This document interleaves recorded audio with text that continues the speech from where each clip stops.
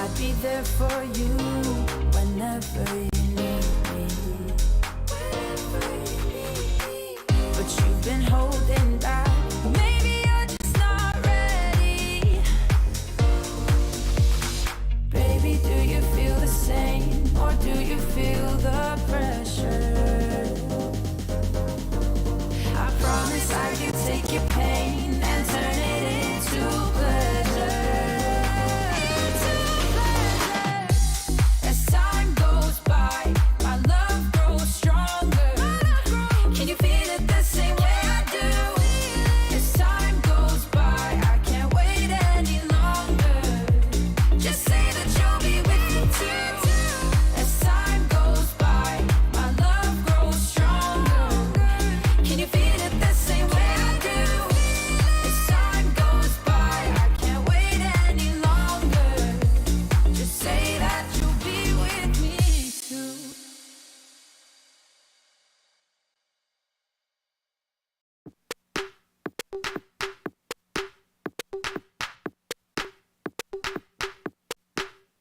Do you mind we were forced to be alone?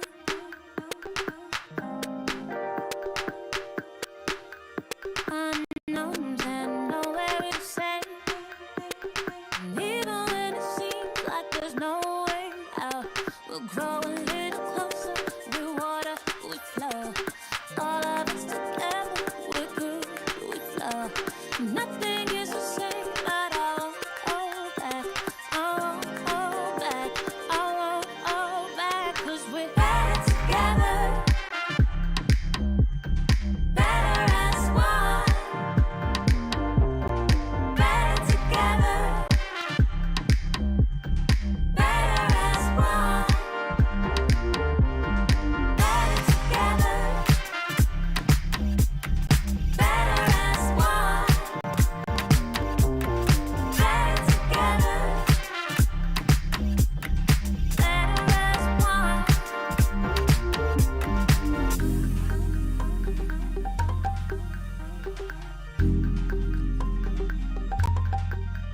Do you mind we were forced to be alone?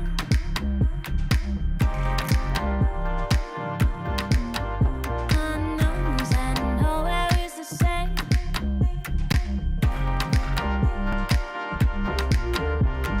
Grow a little closer, we're water, we flow. All of us together, we're good, we flow. Nothing is the same, but I won't hold back. I won't hold back. I won't hold back.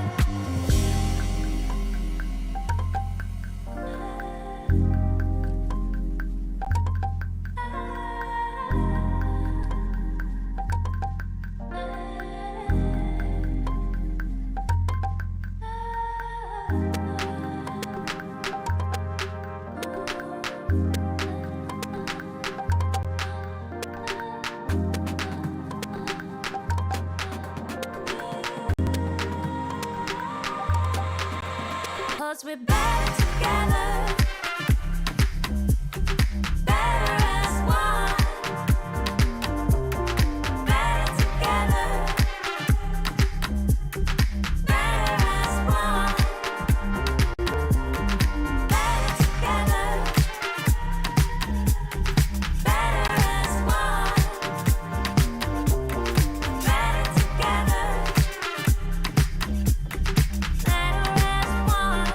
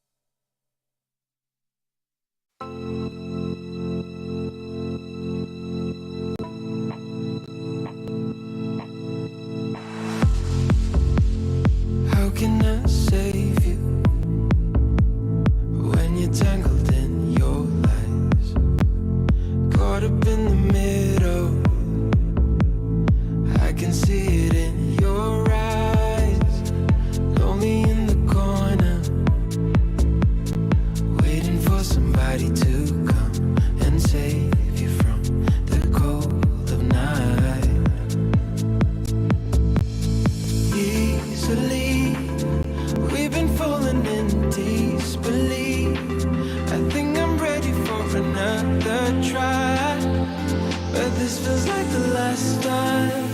So why did you say goodbye?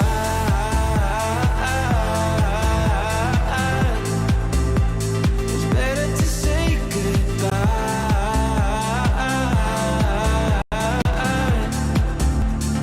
Why did you say goodbye?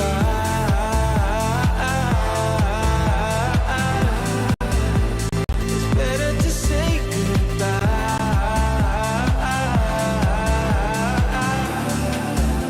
So why did you say goodbye?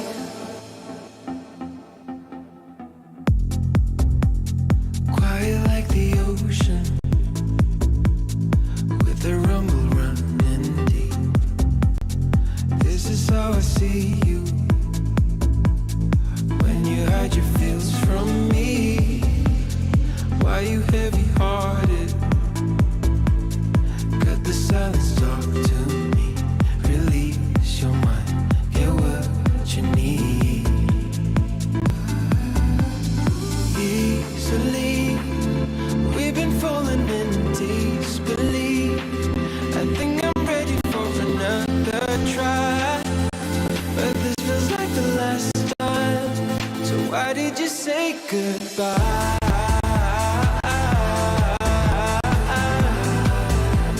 It's better to say goodbye.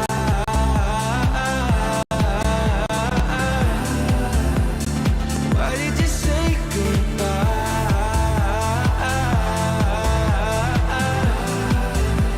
It's better to say goodbye.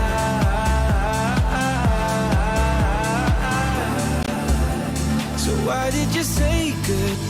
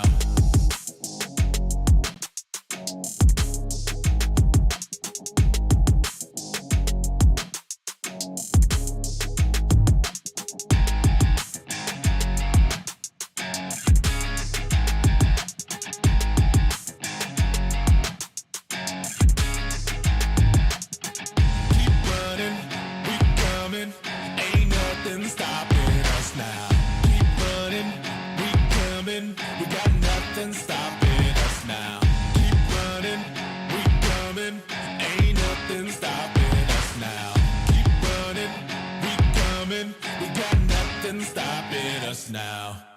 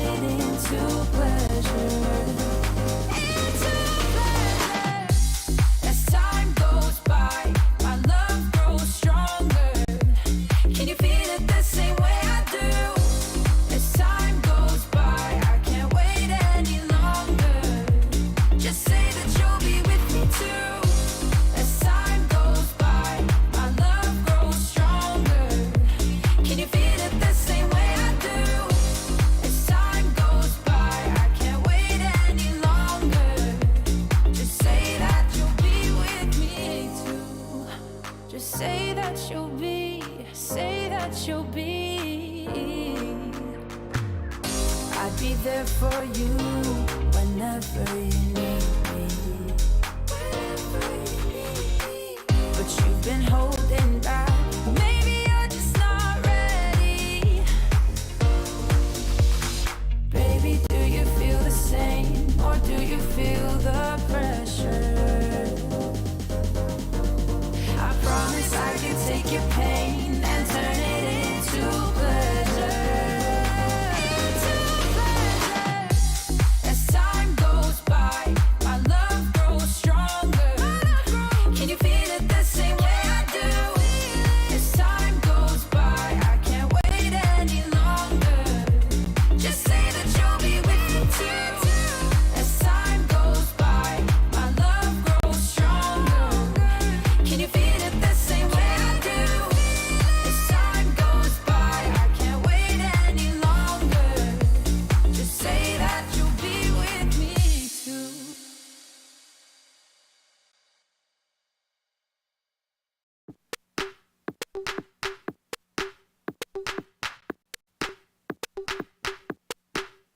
Deep minds, we were forced to be alone.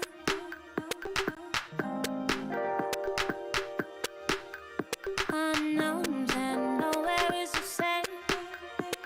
And even when it seems like there's no way out, we'll grow a little closer. We water, we flow.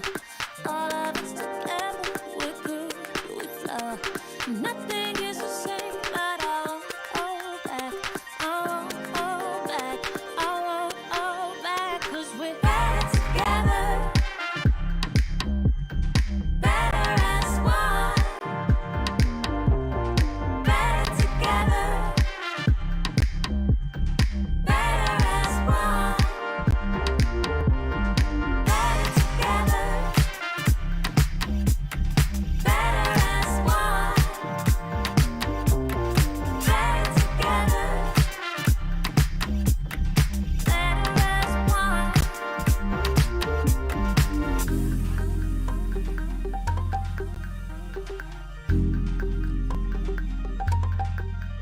Deep minds, we were forced to be alone.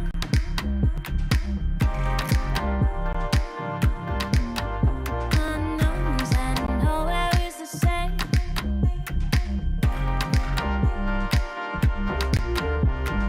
Grow a little closer, we're water, we flow. All of us together, we're good, we flow. Nothing is the same, but I won't hold back. I won't hold back. I won't hold back.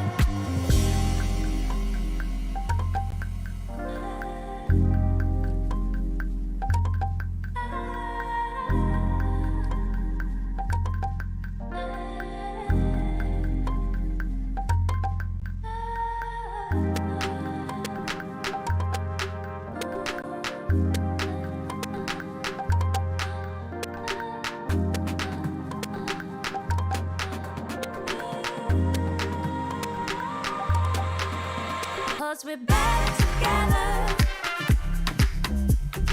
Better as one. Better together. Better as one. Better together. Better as one. Better together. Better as one.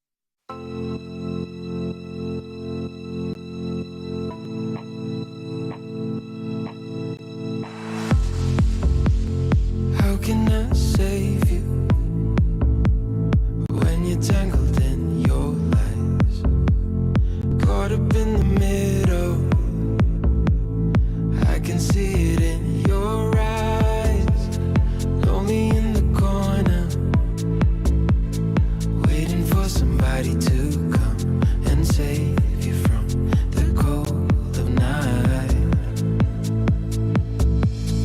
Easily, we've been falling in disbelief. I think I'm ready for another try, but this feels like the last time. So why did you say goodbye?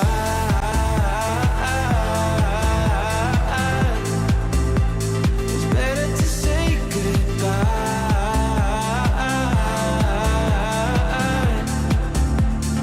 Why did you say goodbye?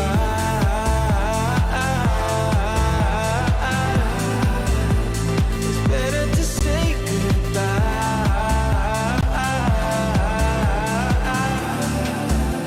So why did you say goodbye?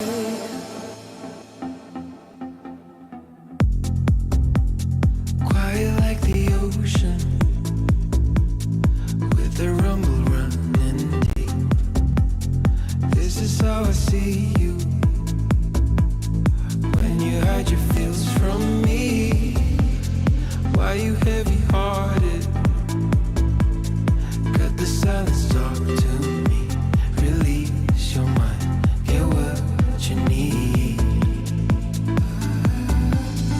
Easily, we've been falling in disbelief. I think I'm ready for another try, but this feels like the last time. So why did you say goodbye?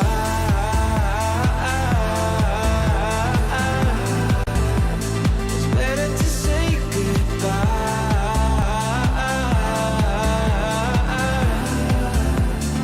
Why did you say goodbye?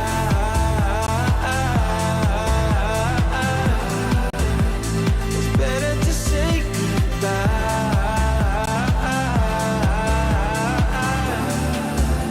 So why did you say goodbye?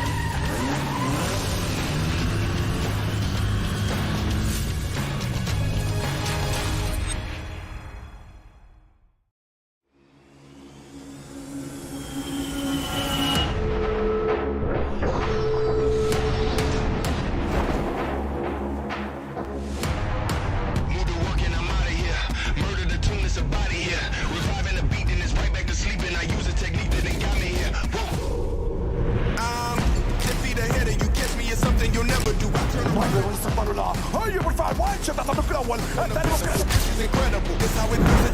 ممكن في جي اس ممكن يفعل اللاعب الاخير امام اللاعبين كثار يعملها مؤمن ولا ما يعملهاش هي اليمين ولا مين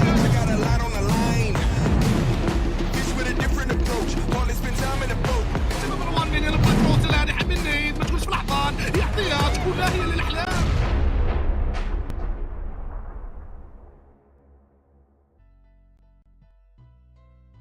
Hello everyone and welcome back to day 3 on our second phase right here in the PUBG Mobile Pro League Africa Fall 2022 season. We're back of course with all the action the Africa region has to offer. Now over the past 2 days we've actually had 4 teams being super consistent with their performances, and with this I'm of course referring to Titans Esports, Leaders Esports, Soul Esports, as well as the players coming through from one round. So we've really been having these 4 teams consistently ending up in the top 4 over our past 2 days. Now today we're waiting to see whether or not Leaders, Soul and One Round will be able to stop the dominance that we've been seeing come through from Titans, or are we just going to be having Titans continue on with the momentum that they've been so successful in just maintaining over the previous 2 days of play. Of course, my name is DK and I'm joined by none other than Proxy. Now we've had a day of rest, right?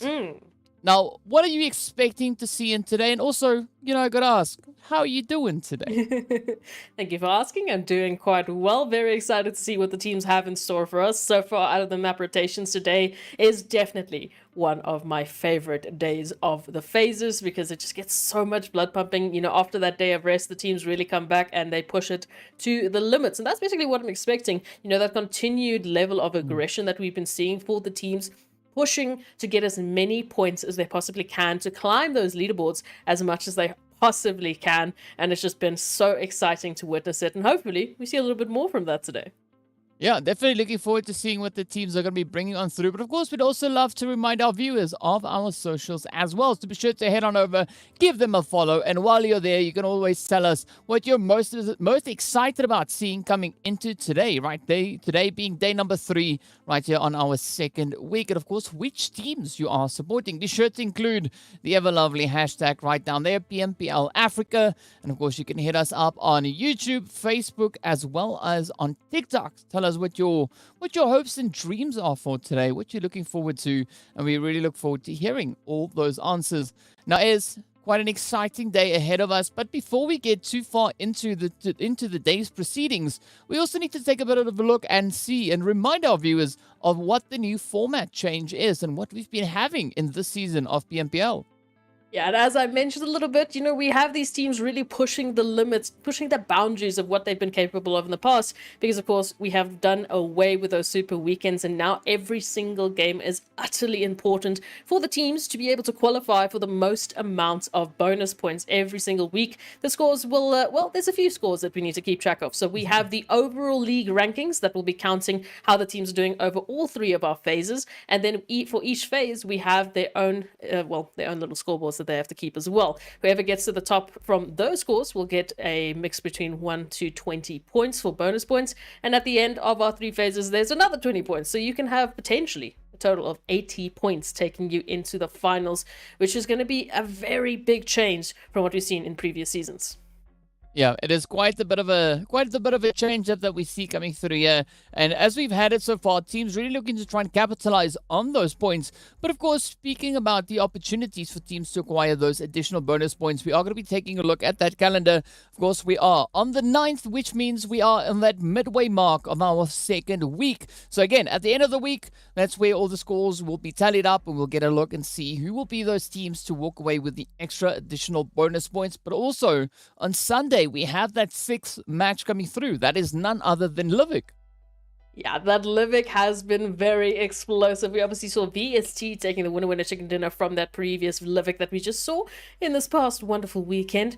But now the question is, who is going to be the 12 teams joining us for Livik this week? Because we're already seeing quite a bit of a change up. As you've mentioned, some great consistency coming through from these teams.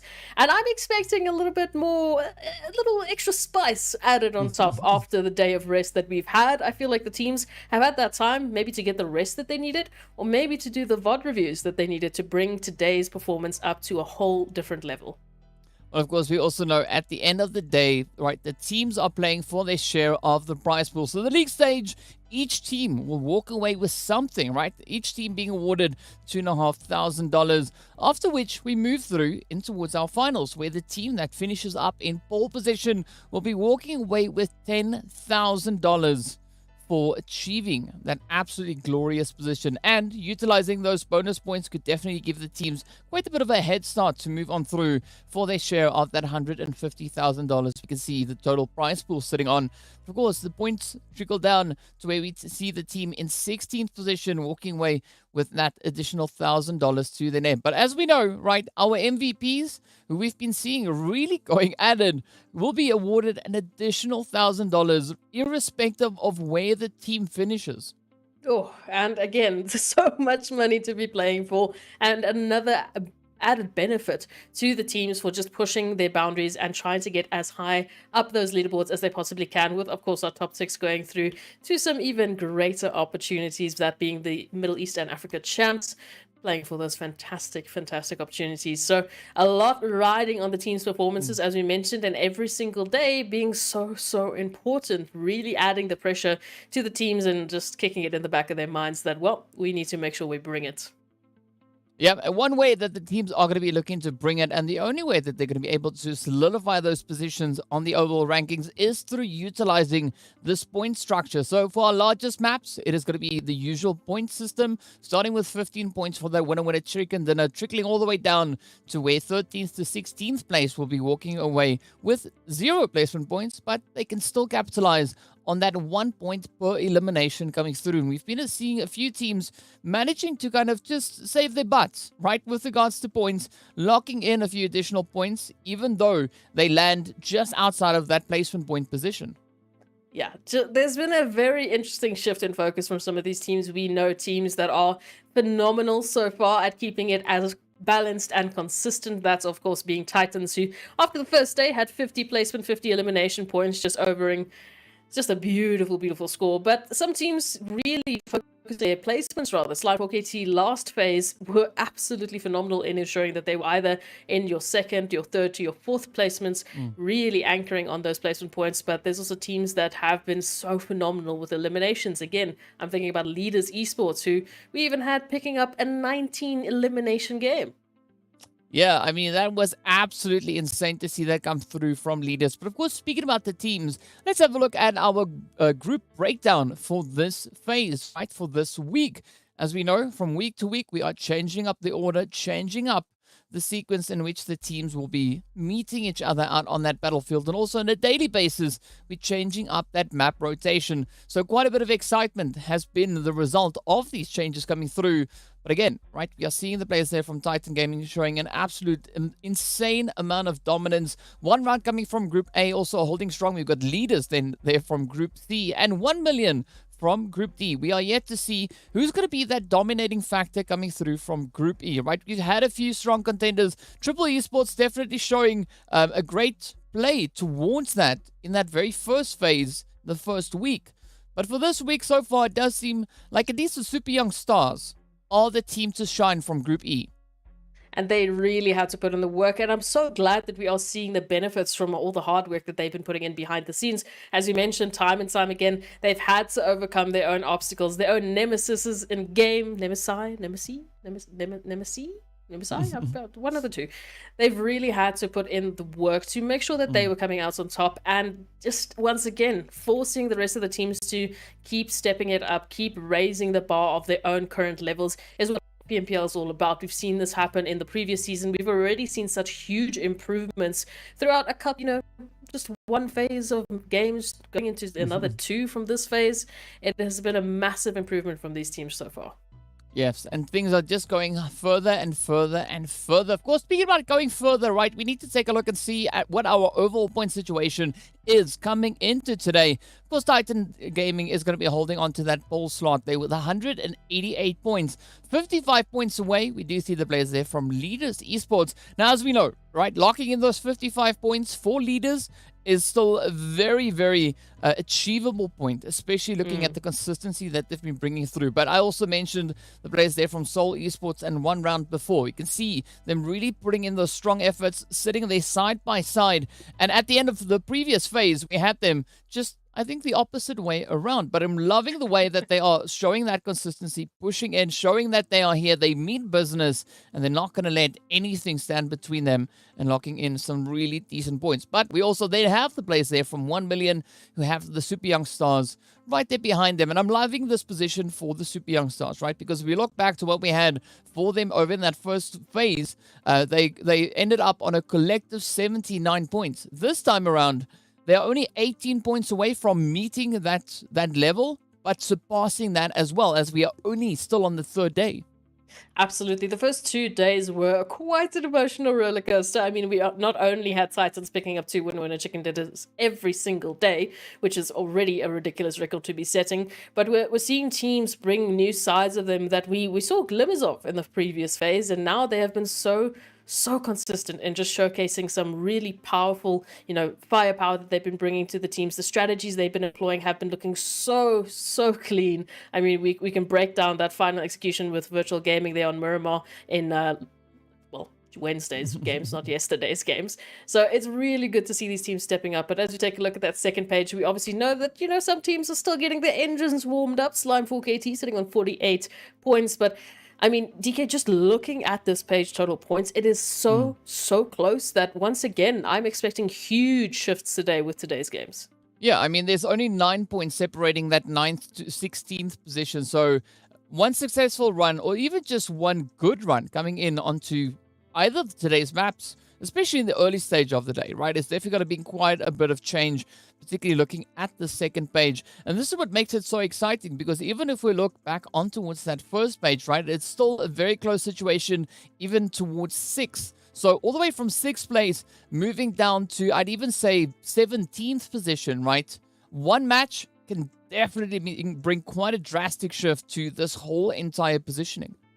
Absolutely. And we're probably going to be seeing that, as we know, we started off the first day with Darkness, and I believe it was Desert Flame Esports picking up some really good momentum, and it started to, filter down a little bit as the rest of the teams also stepped up, but I don't think it's out of the cards just yet for any of these teams to just suddenly just say today is going to be the day. They're going to bring all the energy that we've been waiting for, and we're going to be pretty surprised, especially with the map rotation that we're seeing today. But of course, one more page on the overall standings. These are the teams that we have been begging, if not just crying out, in hopes that they are going to be bringing that performance that we've been waiting for.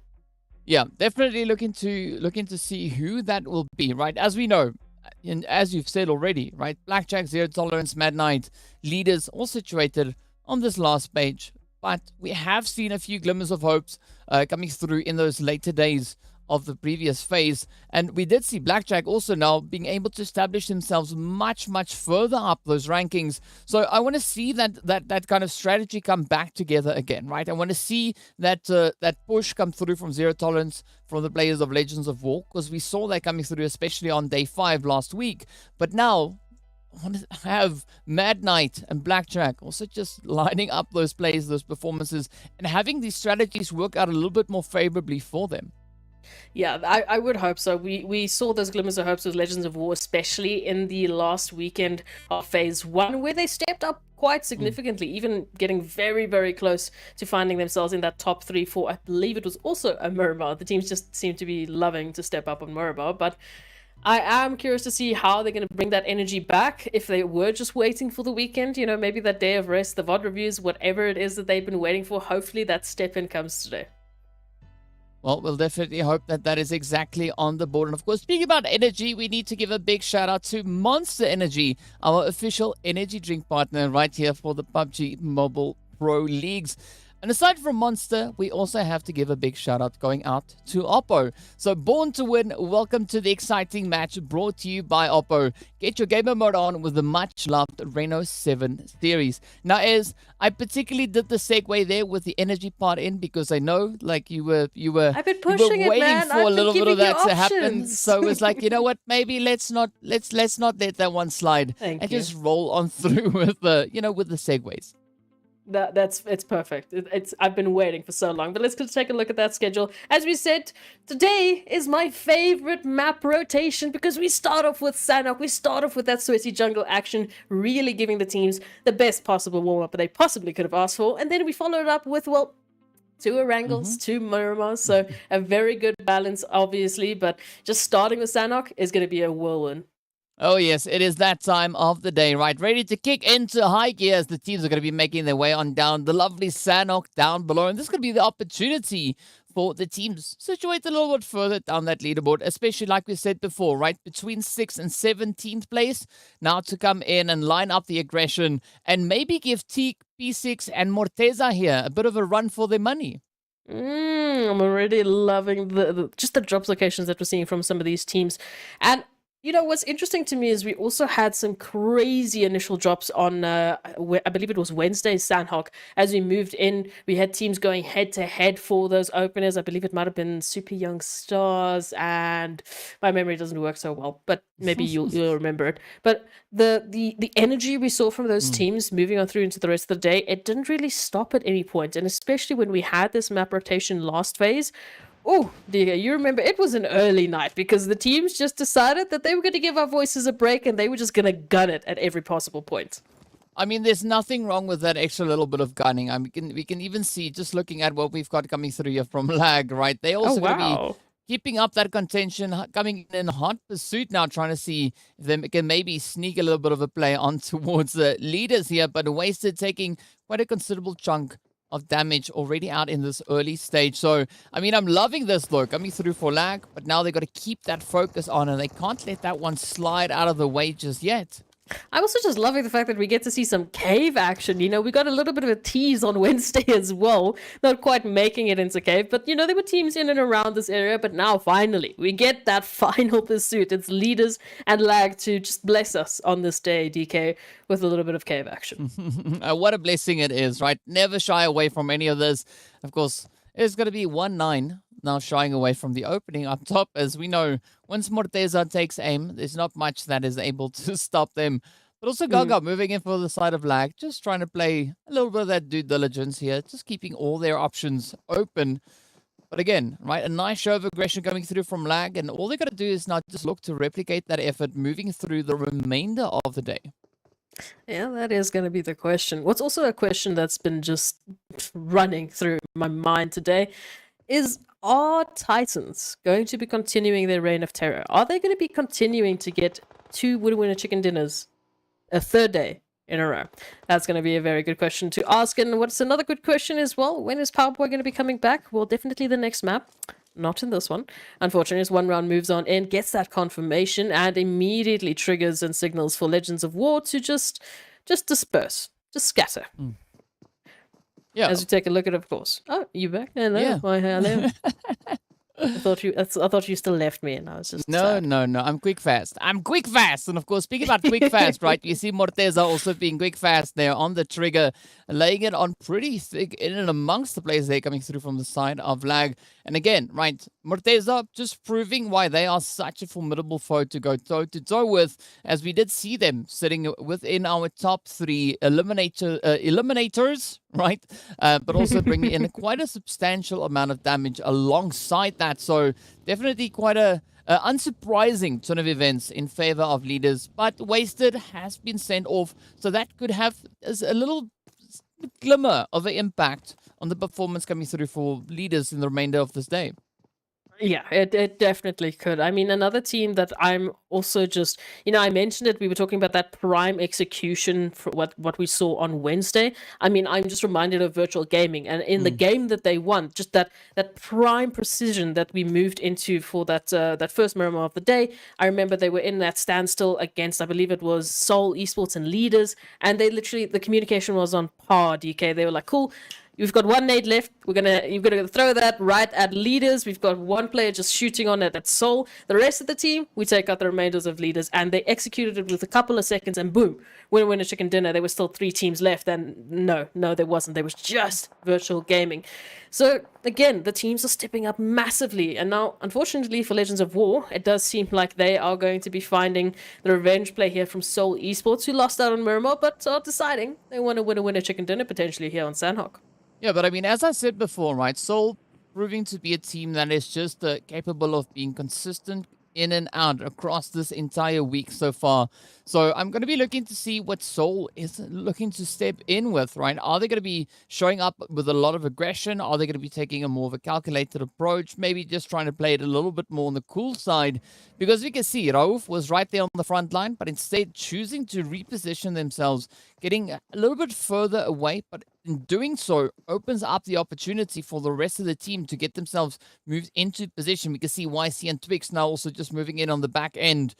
But this could be that beautiful lineup now for the players here from Seoul to try and utilize. But of course, speaking about utilization, it's Blackjack, Zero Tolerance, starting to go toe-to-toe over on this eastern edge of the zone, right alongside Quarry. And already, we do see Phoenix not being here with the rest of the team any longer. But up comes a great opportunity now as Chronal just times that shot to perfection. Oh, Zero Tolerance now down to 2 members remaining. And we saw what beautiful strategies they were employing, right? I, again, just reminded of that fantastic trap that they laid there towards Erangel between those 2 bridges, you know, just massively utilizing all of the information that were available to them with those rotations coming through. But now, well, now all of that beautiful, you know, strategy has to be pulled off with only 2 members remaining. As Blackjack move on through, does look like they're opting for a bit of a pincer maneuver here. I'm seeing the rest of the members at least Reverb, trying to get a bit of a flanking position. But we need to also keep in mind, DK, that MG is all the way there by Kampong. Oh, yes. I mean, well, MG is not needed at this point, right? As we can see, Reverb and Chronal, they're going to be moving forward, taking down Vortex. Now it all turns down to Lord, the final contender left here for Zero Tolerance. But whichever way they look to push this, they need to be quite swift about it, because we got the players from Virtual Gaming starting to descend from that northern position. So there could be that extra bit of pressure being added on towards them. But for the time being, Lord just going to be keeping a very close eye on the surrounding area, hoping for a bit of an opportunistic play perhaps to come in. But now, you know, we'll have to wait and see how that one kind of pans out. Absolutely. And what I'm keeping my eyes on, and well, again, the observers, they can read my minds, is the center location here with Painan. I mean, we've got Darkness, we've got Legends of War, we've got Seoul Esports in and around this area fighting for supremacy and control. So quite a little bit of engagement that has stepped up. Of course, Seoul, they've got that high-rise position, can get a fantastic amount of information coming through here. And Darkness moving on in from a little bit of that flanking position. Again, all of this happening center zone. So they're not really in a rush to get this done anytime soon. They're more just focused on keeping their numbers as high as they possibly can.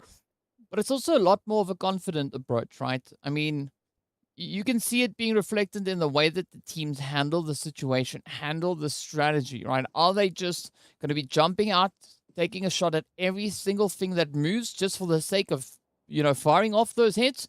Or are they going to be waiting for a little bit more of a strategic angle to be played here, right? Gathering more information, being way more decisive before taking said engagement or altercation. But that's what I'm loving, having coming through here from Leaders of War, right? They're holding those positions. They can see what's going on around them. They're showing that awareness, but they're not necessarily looking to make too much noise. Instead, looking to play those calculations and not wanting to just jump at everything. Which, again, it provides you that time to just fully understand the situation. I mean, I was praising Zero Tolerance with the strategies they were bringing in on Erangel, just utilizing the rotational paths to the teams, well, the other teams disadvantaged into their advantage, picking up those fantastic eliminations. So just taking it low and low, just understanding and getting as much information as possible before you make your move. That's what we love to see. So what's also interesting here is Slime 4KT making a little bit of that rotation. And again, just like I say at the observers, they just know. They just read my mind. Slime 4KT here holding the bridge line, but of course, right into Wave Esports, who've moved in for a little bit of action. Yeah, I mean, I think there's going to be a healthy position, especially now for both Wave and Slime to be holding Wave. they've been just, sitting here waiting to see where the next phase is going to be taking them and whether or not they need to bring in any aggressive pushes. We've seen them showcase a little bit of that talent before, but they are going to be put to the test going up against the players from Slime 4KT. As we know, based on what we had going through in that first week, they've been quite a formidable force to be reckoned with. But also now, it is going to be Arab Golden. Ooh, finding those hits up into towards Carry Boy and Morteza. Down they go, and now all of their hopes turn over to Shadowin. But Shadowin is just chilling on the bridge, having a little bit of a... I almost said dumpster dive, and then I realized that's not what you call the back end of a truck. So, yeah, I mean, Shadowin is just Trailer chilling, dive? enjoying the sun. It's a trailer dive, I guess. Yeah, no. Sure, Contain her. Yeah, no. Sure, maybe the That- chat exactly. can let us know what would be a better word there. But Arab Golden, of course, they have smelled blood. They have found some morsel of success, and now they're just looking for those confirmations, just paneling absolutely every piece of lead they possibly have into Shadowin, not giving them any space whatsoever. And then Ban up close and personal, looking for that confirmation, and Shadowin doesn't even get to touch the ground. No. Goes down as a box, unfortunately. Yeah, Angelo really good with, doing some packaging. But Ban also not going to get taken down as Lag swings in, capitalizing on the opportunity here. It is going to be Gaga to send out the carnage, send out the pain. But again, I'm loving this approach coming through from Lag. Yes, we can see Gaga right here on the front line. The rest of the team, A9Q and Fantasy, just positioned a little bit further up towards the north again, just bringing in that additional coverage. But at this point, I'd love to see the rest of the team pulling a little bit closer, because this is somewhat of a risky play for Gaga to be making.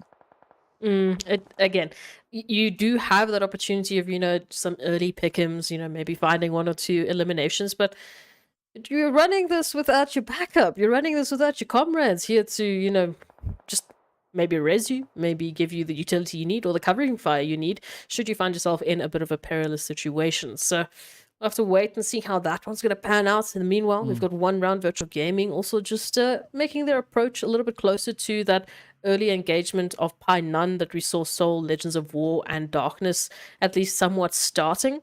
No confirmations just yet, so again, the teams, they've calmed down significantly from what we saw last phase, Friday's games. But it's showing that confidence, right? The teams are really starting to get more at ease. And that's what I'm really liking to see is it's just the way that the teams are looking to capitalize on that confidence, that comfort.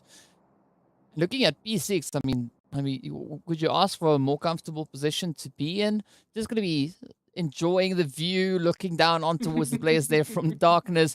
The rest of the squad from Titan are going to be moving much closer. We can see them now coming through from that eastern side, but not an overly aggressive convergence of action moving into center zone. Sure, we have a few teams in relative close proximity to each other, but now adding on that next zone shift, this is where it's going to allow a team like Soul, for instance, or even Leaders of War to now just hunker down on those positions and see what they can bring on through, right? Whether or not they can line up a few of those extra additional eliminations. Yeah, Leaders of War, you say. What name change is this? You catching me off guard here. It's that LOL. It's an L on. What did you say? LOL. LOL Yes. action that's catching you off guard. Yeah. I get it. But Legends, they do find themselves in very close proximity here with the rest of the teams. So again, it's not a case of that early, central shift that we saw, meaning that these teams are close to each other. It's just those hot drops. But speaking about hot drops, or at least hot pursuits, it's Team Lag looking for a bit of revenge here. I like this for Lag. Really, really liking this. Just moving up with so much confidence. It's going to be up to Ilias now to defend. Angelo manages to pull off that raise, but up comes the rush. Ilias gets traded down. Angelo finds the trade, not before going down themselves.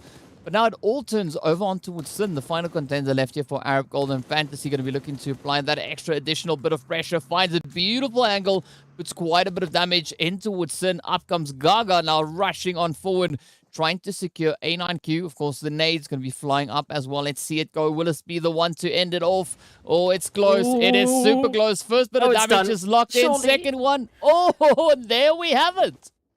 There we go. And again, this was a little bit of an altercation of necessity, right? Team Lag taking their, rotation into zone. They didn't really have much choice here towards the edge, moving on into the territory here. So It had to happen, but I'm very glad that Lag managed to actually make it work in their favor. Unfortunately, we're going to say goodbye to Arab Golden, but they picked up 3 eliminations, so I think they're feeling pretty good at this point in time. A few more stragglers out in the zone, as we can see. Again, 1 million, and I believe it might have been the side there of Blackjack Esports. They're adopting that sort of straggler strategy, leaving someone out in the blue, just in case something happens a little bit later. I'm not quite sure if that's intentional at this point in time, but I have to say it seems to be that way. Looking at Senke and MG's current positioning, we see coming through on that map. But as we talk about positioning, right, it is going to be quite an essential players coming through here for Legends of War, which I called leaders before. Thank you for that one. But I'll cover yeah, you, don't worry. it's going to be quite an essential position for them now to try and keep that angle locked down. Of course, speaking about lockdowns, it is going to be Darkness and Blackjack getting into a bit of an altercation here. Tornado picking up 2 beautiful knocks and confirmations right there, as we can see that being quite the substantial gain being made. But I'm loving the way this is shaping up. Yeah, no, absolutely. Blackjack are keeping their heads on a swivel here. As well, it's just MG. Remember those stragglers we were talking about earlier on? You know that one straggler that was in Kampong. Now, yeah, Lakawai, but still very far from the rest. So not quite sure if it was intentional or not. But MG is definitely going to have to just try and survive. Maybe adopt that heal strat as we move on further into the zone. Of course, Titans holding that high-rise position here, getting a great bit of information as they're just on the cusp of getting closer to the zone. I would say looking at the 19 meds that we have there for MG, at this point it is pretty much intentional. But of course, speaking about intentional, right? Titans coming through with a lot of intention, trying to hit those shots. Ooh, and it is going to be YC to get blown up, nearly confirmed, as they run in alongside the players here from Wave. And oh, this is not the position that we want to see. What kind of things turn out here for Soul, as we are down to only a few more contenders. If I'm not mistaken, I think it is going to be down to only 1 now there for the side of Soul. It is Rauf trying to hold strong, but Rhino going to be riding the edge, waiting for a bit of a vantage point to play in here. But if they are looking to close it up, they need to be quite swift about it, because we've got several teams now starting to move in, not only from the north, but also from that south and eastern position. Absolutely. I mean, this is the pressure of holding Central Zone, is you have a lot of eyes on your position. I mean, Legends of War, they're looking at Titans right now and they're like, that is some sweet real estate. We'd love to take it off your hands. Moing did well as well to just apply a lot of pressure there. I believe we did see P6 going down just for a moment, but of course the recovery is there. That's what hardcover does allow. The rest of the team still fighting for their own positions here, as we see 1 round just having a bit of a stare contest here with Desert of Flame. And this is a little bit of an interesting one, DK, because this is all the way outside the zone. Desert of Flame, you say? Sure. All right, here we go. Desert of the Flame. Flame of Desert? Desert Flame, I'm going to be yes. looking to light up the pressure onto the players there from 1 round, moving in behind them. And this could be that kind of bounce back performance we've been waiting to see coming through from Desert Flame. But Chico and the rest of the team, they're not going to be allowing any of that to happen, at least not at this point in time, as they still are in a position to be quite contentious right here. Escanol, Chico trying to make that dash. Flacco and the rest of the players here now from Desert Flame keeping an angle on them, and that is going to be Escanol to get found out. Chico out in the grass, looking to maybe pull off that race, but they have to try and prioritize the blue, because the moment that blue bar hits the edge, that is right into the 5th phase, and that's where we know the blue zone gets absolutely brutal. Oh, the punishment is just around the corner here, potentially. We can see even Virtual Gaming still making an approach. And unfortunately, they're doing so just behind Legends of War. And it's going to be an uphill battle, quite literally, here for Virtual Gaming, should they find themselves in a possible position moving on forward. They don't really have a lot of options at this point in time. As you said, 5 layers deep, that zone is chunking. Oh, yes. It is quite chunky and filled up with players. Quite an interesting way to express that, but sure, that is exactly what we think. I mean, I'll go with chunky because that's what I heard. So, you know what? Why not? Speaking of that, it is going to be Flick to get taken right on down. It now turns over on towards, Abosa to try and see if they can maybe find a bit of an angle to play it here. Got Fantasy right here alongside them. And, ooh, This could be that snake in the tall grass just looking to strike back and just obliterate the opposition. Whether or not that's on the cards, it's all going to ride on the performance coming through here from Legends of War. But Virtual Gaming also now getting caught out in the blue, and this could be that point of capitalization now for Lag, as we can see also Abusa moving up right behind them. Oh, but down they go. Not able to survive that rotation and get ahead up into that safe zone.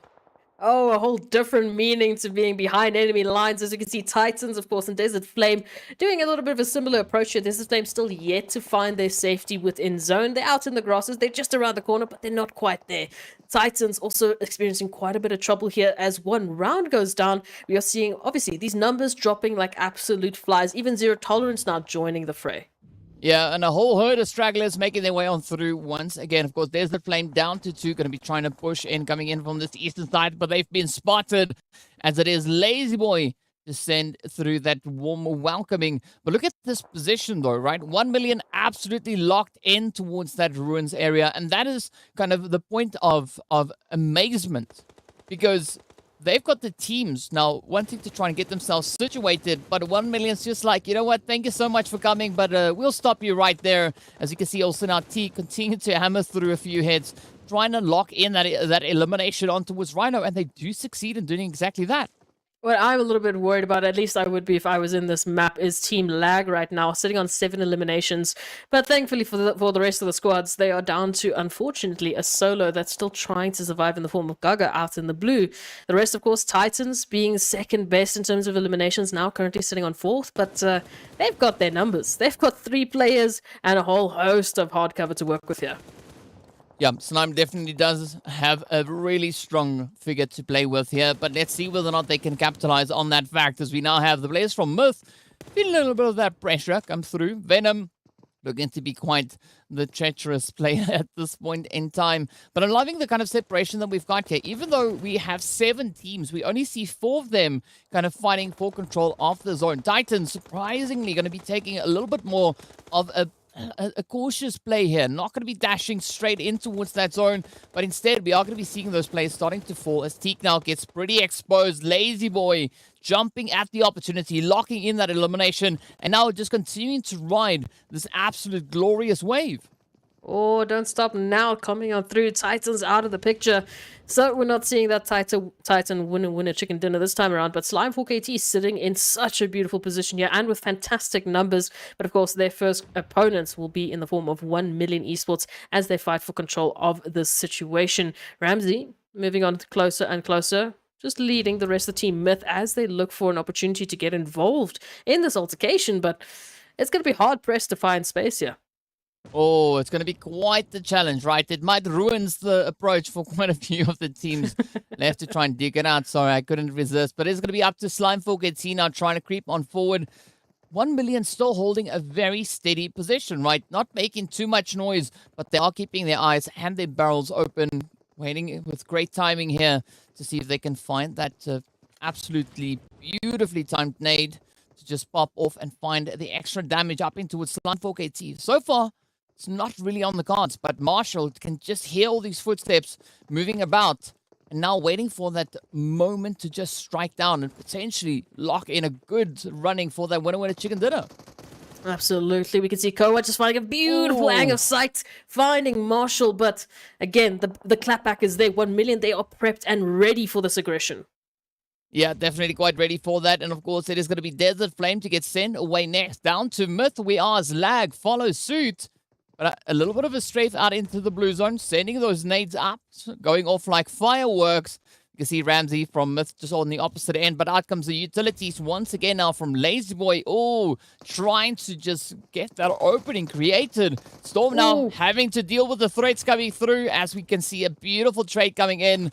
Myth not out of contention just yet. Ramsey trying to capitalize on that surprise element, but up comes Lazy Boy. The animation a little bit too slow, and it is going to be Koa to jump at the opportunity, locking in that hit, but up comes the final contender now. Marshall, at least on the southern edge, going to be trying to just step up and bring in some additional disruptions. Oh, just a Storm, unfortunately, trying to go for that flanking maneuver, but the space wasn't there. They still have to worry about Myth, who is still involved. At least Ramsey is for the side of Myth. Now it's Slime 4KT looking for the angles, looking for the nooks and crannies that 1 million could be hiding in. But of course, we know there are looming threats. That zone moving on closer and closer. And, well, the issue might be pressed here. They might be forced just to try and, well, duke it out, try and survive it out as the zone keeps coming on through. Yeah, Bronto was out in the blue trying to bring in a bit of a heal strat just as a backup plan. But unfortunately, as we could see, Bronto not succeeding in surviving the damage coming through here from the blue. Instead, now we turn to our final 5 players. It is going to be coming from Slime 4KT and 1 million. Both teams rocking there with 2 players with Ramsey. So going to be holding out on that opposite end. But the blue zone is going to start closing up. We are running out of phases. And it all comes down to this final push, right? There is no zone after this. The blue zone is just going to lay waste as Venom now does on towards Plaza. But could this be that opportunity for 1 million now to lock in that winner chicken dinner? Or will it be Koa to step up and just absolutely obliterate them? It's going to be Ramsey trying to push in from that southern edge, trying to come in from the subterranean levels. Marshall on the welcoming committee, waiting for a bit of an opportunity here. Up comes the trade, though. Ramsey locks it in. And now it is a 1v1 all across the board. Venom waiting patiently with that DBS. And Koa going to step up, meet them right there in the challenge. But down they go. Oh, a little bit of a misstep, and now it's going to come down to who's going to survive the longest, and my money is going to be on Team Myth, who had, well, just all the time in the world just to step back and to relax, as Ramsey was still alive and very, very healthy into that final moments, just stealing away the winner chicken dinner. So, yeah, what a finish. Again, I was worried that this was going to happen because of that awkward placement of, ruins coming into the final zone, and well, you gotta find the enemies, unfortunately. Yeah, well, I mean, that is the exciting part about the zone finishing up where it did, but it was quite an interesting turn of events. We had players on each of the different levels through that entire location, so quite a bit of an exciting play rather coming through there. Unfortunately, as we saw, Koa was not able to keep up with the pressure, the shots just connecting up in such close proximity there. But essentially, right, it was Myth to lock in that winner chicken dinner. So Ramsey just stealing it away and reigning supreme ahead of the players from 1 million and Slime 4KT. Absolutely glorious, glorious play. But of course, right, we need to take a look and see how that then is reflected over onto our match rankings.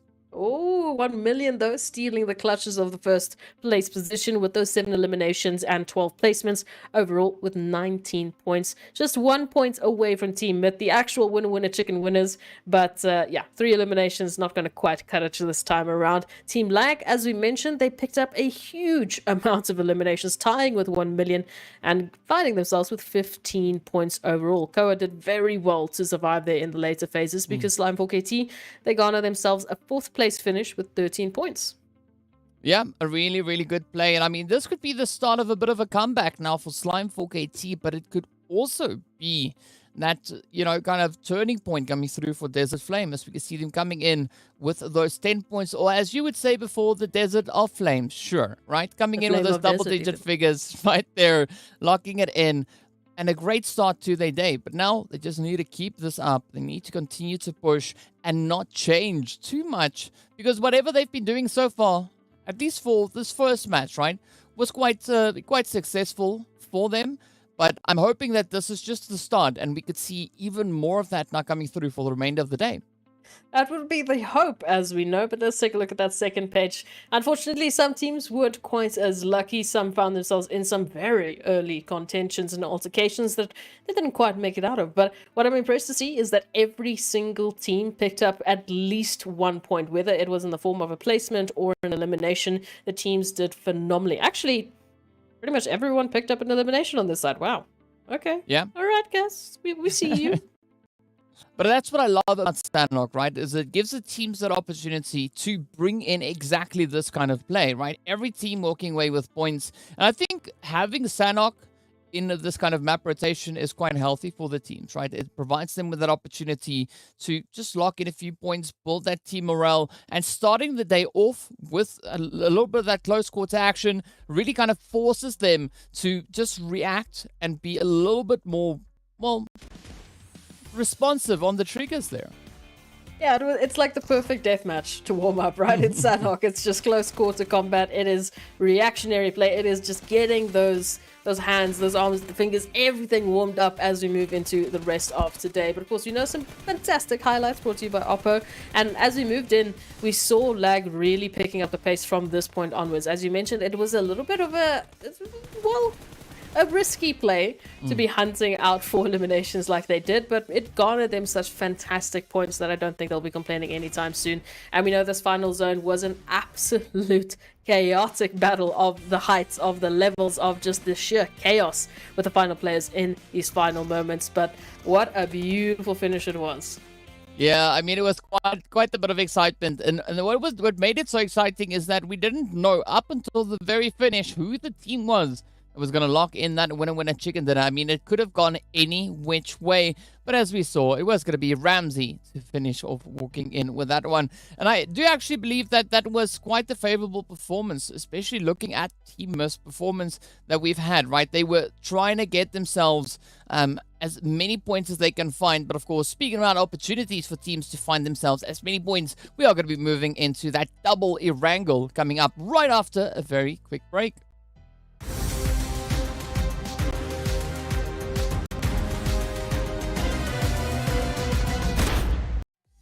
As time goes by, my love grows stronger. Can you feel it the same way I do? As time goes by, I can't wait any longer. Just say that you'll be with me too. As time goes by, my love grows stronger. Can you feel it the same way I do? As time goes by, I can't wait any longer. Just say that you'll be with me too.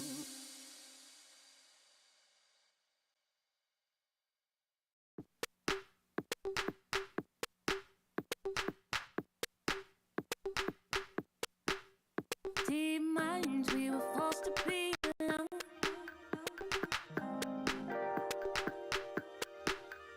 Unknowns and nowhere is the same. And even when it seems like there's no way out, we'll grow a little closer. Through water, we flow. All of us together, we're good, we flow. Nothing is the same, but I won't hold back. I won't hold back.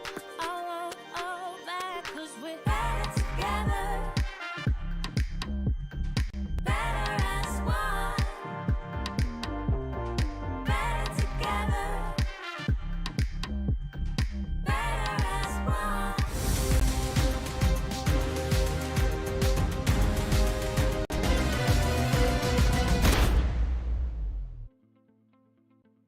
Hello and welcome back to day 3 of the PUBG Mobile Pro League Africa Fall 2022 season. This, of course, is our second phase, second week, as it also is known. And of course, we just concluded our very first match in which we saw the players there from Team Myth walking away with that winner chicken dinner. But let's take a look and see what the overall rankings now look like and where the teams find themselves. Team Titan so close to hitting that 200-point mark. Yeah, 5 points away, getting very, very close. The rest of the teams, of course, still keeping it contentious, still keeping their points here, running away from the rest. Of course, as we know, Team Myth making a very, very good splash, picking up their first winner chicken dinner of this phase. And so far, it is still looking like it is so close that at any point in time, we won't really know who's going to be the top 12 until it's over. Some of the teams, of course, they're still trying to pick it up on the second page as well. We know a lot of teams are stepping up their game massively moving into the second phase. Yeah, I mean, well, speaking about jumping up massively, right? Team Mist started off the day over in 12th position. They now situated up in towards 7th, and that just based on one match, right? So there's still a lot of hope for these teams to come through. But as we now look onto our second page, we can see that Slime 4KT still holding on to that 9th position. Going to be coming in with a total of 61 points. So we do have a bit of a change up, but Desert Flame hard on their heels, followed very, very closely by Wave, Virtual Gaming, and Triple Esports. Massive step ups, as we said, from these teams. I mean, it was literally last phase that we saw Desert Flame on the last page of the overall rankings. So already a massive improvement from them, long darkness as well. It's good to see them on that second page fighting for those top 12 spots. As we move into the last page, of course, our top 14, well, our bottom 4 teams at the moment, who are looking to bring their best efforts through and hopefully shine as brightly as some of the other teams have so far. Yeah, well, with a back-to-back Erangel, it could potentially be that opportunity for them to do exactly that. So we are getting much closer to jumping straight up into the action to see what our very first visit over on Erangel will have in store. And we don't have to wait any longer as we are making our way straight on through. Of course, we're going to be looking to see where that flight path will be gracing us with. And it does seem like it is leading a little bit more towards that western edge of the map. So that is going to bring somewhat of an impact to the teams that like to push all the way to that far eastern side. So Slime 4KT, for instance, won't be able to jump straight down in towards Yasnaya. Instead, they're going to have to bring a little bit of a change up with regards to that, drop location. But as we know also is, nothing stops the team from reaching where they want to reach. They can always just grab a vehicle and off they go. Absolutely. Make a dash for their favorite opportunities and their favorite spots. Going to be probably seeing some of those secondary locations coming through from these teams, obviously because of that zone shift a little bit more towards the western side. So virtual gaming, not going to be able to go all the way to Lapovka, rather opting for that Severny action. And a few of the other teams, a little bit closer to Georgia Pool and, Quarry side and Primosk, which is going to be a nice little bit of a change up. So some of the teams that we've seen so far really picking up their steps and really picking up the pacing. I mean, Myth, first winner chicken dinner of the phase. Yeah, definitely a good one there for them. As we know, that is, of course, also then their third one overall. But now looking at where that zone has gone, taking that shift up towards the more northwestern side, right? I think this could be quite the position now. Once again, for Myth, they're already relatively close to that more centralized region. But the same can, of course, be said for Slime 4KT as well as the players coming in from the Super Young Stars. And as we know, this being match number 2, and the players there from Super Young Stars, alongside Mad Knight, Triple Esports, and VST Gaming being in Group E, this is their showcase match of the day. Yeah, this is their debut for us to see what exactly they might have in store for us from that day of rest. Maybe a couple of changes, maybe the same. Who knows? For some of the teams, they don't really need to change much. Titans, not really needing to change anything, I would say. But some of the teams obviously looking to get up into those top 12 positions and get us that much closer to Livik. Taking a look at the rest of the teams and their rotations, I am a little bit worrisome there for Legends of War and Mad Knights, who do seem to be a little bit scattered closer towards Quarry. Maybe Flick just doing a little bit of a scouting maneuver, getting some information, but then going to fall back, waiting to see if that's going to just unfold into anything. Super Young Stars as well, not opting for that Severny drop, rather opting a little bit closer towards Slime 4KT's current position, taking control of those smaller compounds. You think this was intentional, just trying to avoid virtual gaming? It could have been, right? Because it's not something we see happen too often. But as we know, also that flight path could have been playing a bit of a role in that, right? Nossa here going to be trying to catch up with the rest of the team, but it's going to be more than Winky, not really waiting too much. Fortunately, they do get a bit of a quick pickup happening right there. But I think at this point, Super Young Stars could be aiming towards a position much closer towards shooting range instead of moving up towards Severny. I think at this time they've pretty much come to the conclusion that someone else might have gone to Severny. Of course, we know they don't have the information that we have, so that's just based on pure assumptions and, of course, rotational directions. But I'm loving the change up coming here from Slime as well, right? Not full sending it all the way over into Yasnaya. Instead, stopping a little bit closer, but still maintaining their position within the zone instead of moving out of the zone to get that looting sorted. Yeah, as we mentioned, it's also that boots on the ground strategy that these teams are bringing in. Titans absolutely love it as well. They try and get themselves onto the land as quickly as they possibly can, jumping into vehicles, whatever they need to, just so that they're basically there. They're ready. They can get themselves set up as soon as they possibly can. So, very interesting setup from these teams. Obviously, a few venturing out into the wilderness, looking for some loot there. We've got Seoul Esports and Arab Golden there towards Military Base Island. No shocker there. But what is going to be interesting is the choice of rotation. As we know, that Western Bridge is the closest dash to the zone, but it's also potentially going to be the most dangerous. With VST now just on the edge of zone, they can actually afford to spend a lot more time sitting and waiting around for those rotations. Yeah, because they don't have to worry too much about it. Instead, they could set up a bit of a gatekeep there. I mean, they are, as you said, also relatively close to that bridge position. So I think there's going to be a little bit of pressure on Arab Golden and Seoul to pick the more appropriate bridge to try and push across. Because if they go west, they are going to be bumping straight in towards VST. But towards the eastern side, even though we have Titan holding up in the vicinity, I don't think Titan are going to be sticking around there for all too long, right? As we know, Titans, they like to try and play that kind of positioning game. So they are potentially going to be looking to get themselves a little bit better situated. And of course, now speaking about situations, we are seeing Blackjack losing at least one of their players to one round all the way up and towards those northern positions. And what's interesting is, of course, Super Young Stars, they've also lost a member or two, making that same rotation, as you mentioned, closer towards shooting range. That parting, unfortunately, not leading them into the best of situations, but we'll keep an eye out on the northern parts of the island here, the main island, to see if that's going to continue into anything else.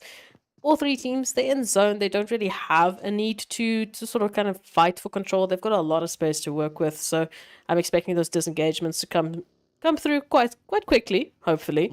But yeah, it's going to be quite an interesting one for the rest of the teams moving on through into the rest of the map. Yeah, there's going to be a few interesting plays definitely to come on in. But I'm liking this approach coming through here from Triple, right? They've got their eyes over on towards Everest, or at least Black 7 has. And 7 Reef coming in from that southern side.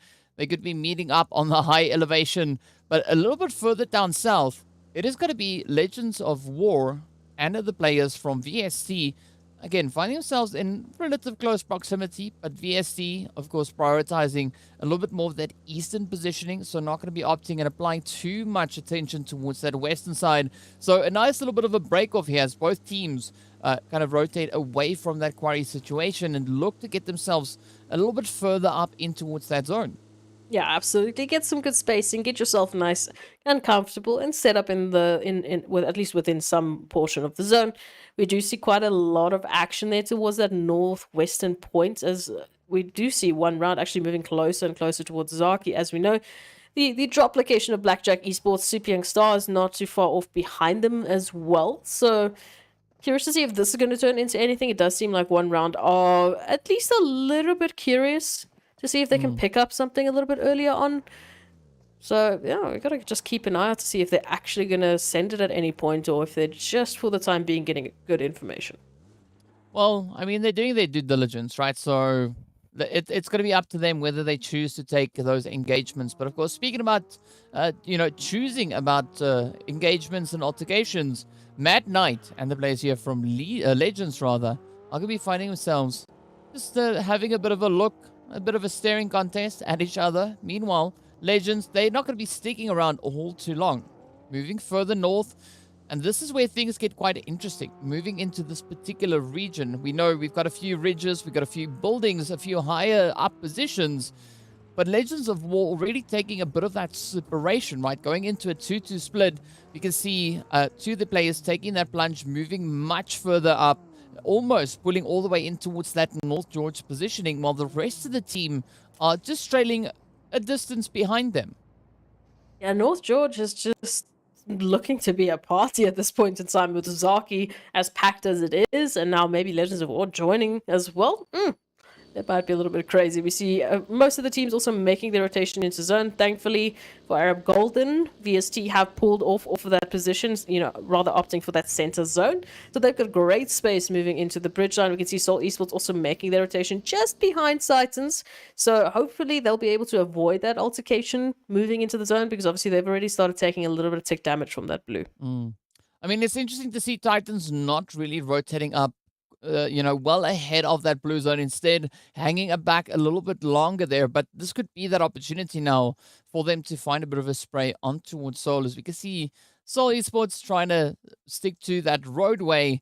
And of course, Titans are going to be coming in with their own slight bit of a pincer maneuver here, as we do have Hemo getting found out. Twix, YC, Rauf now trying to make that dash back up in towards safety.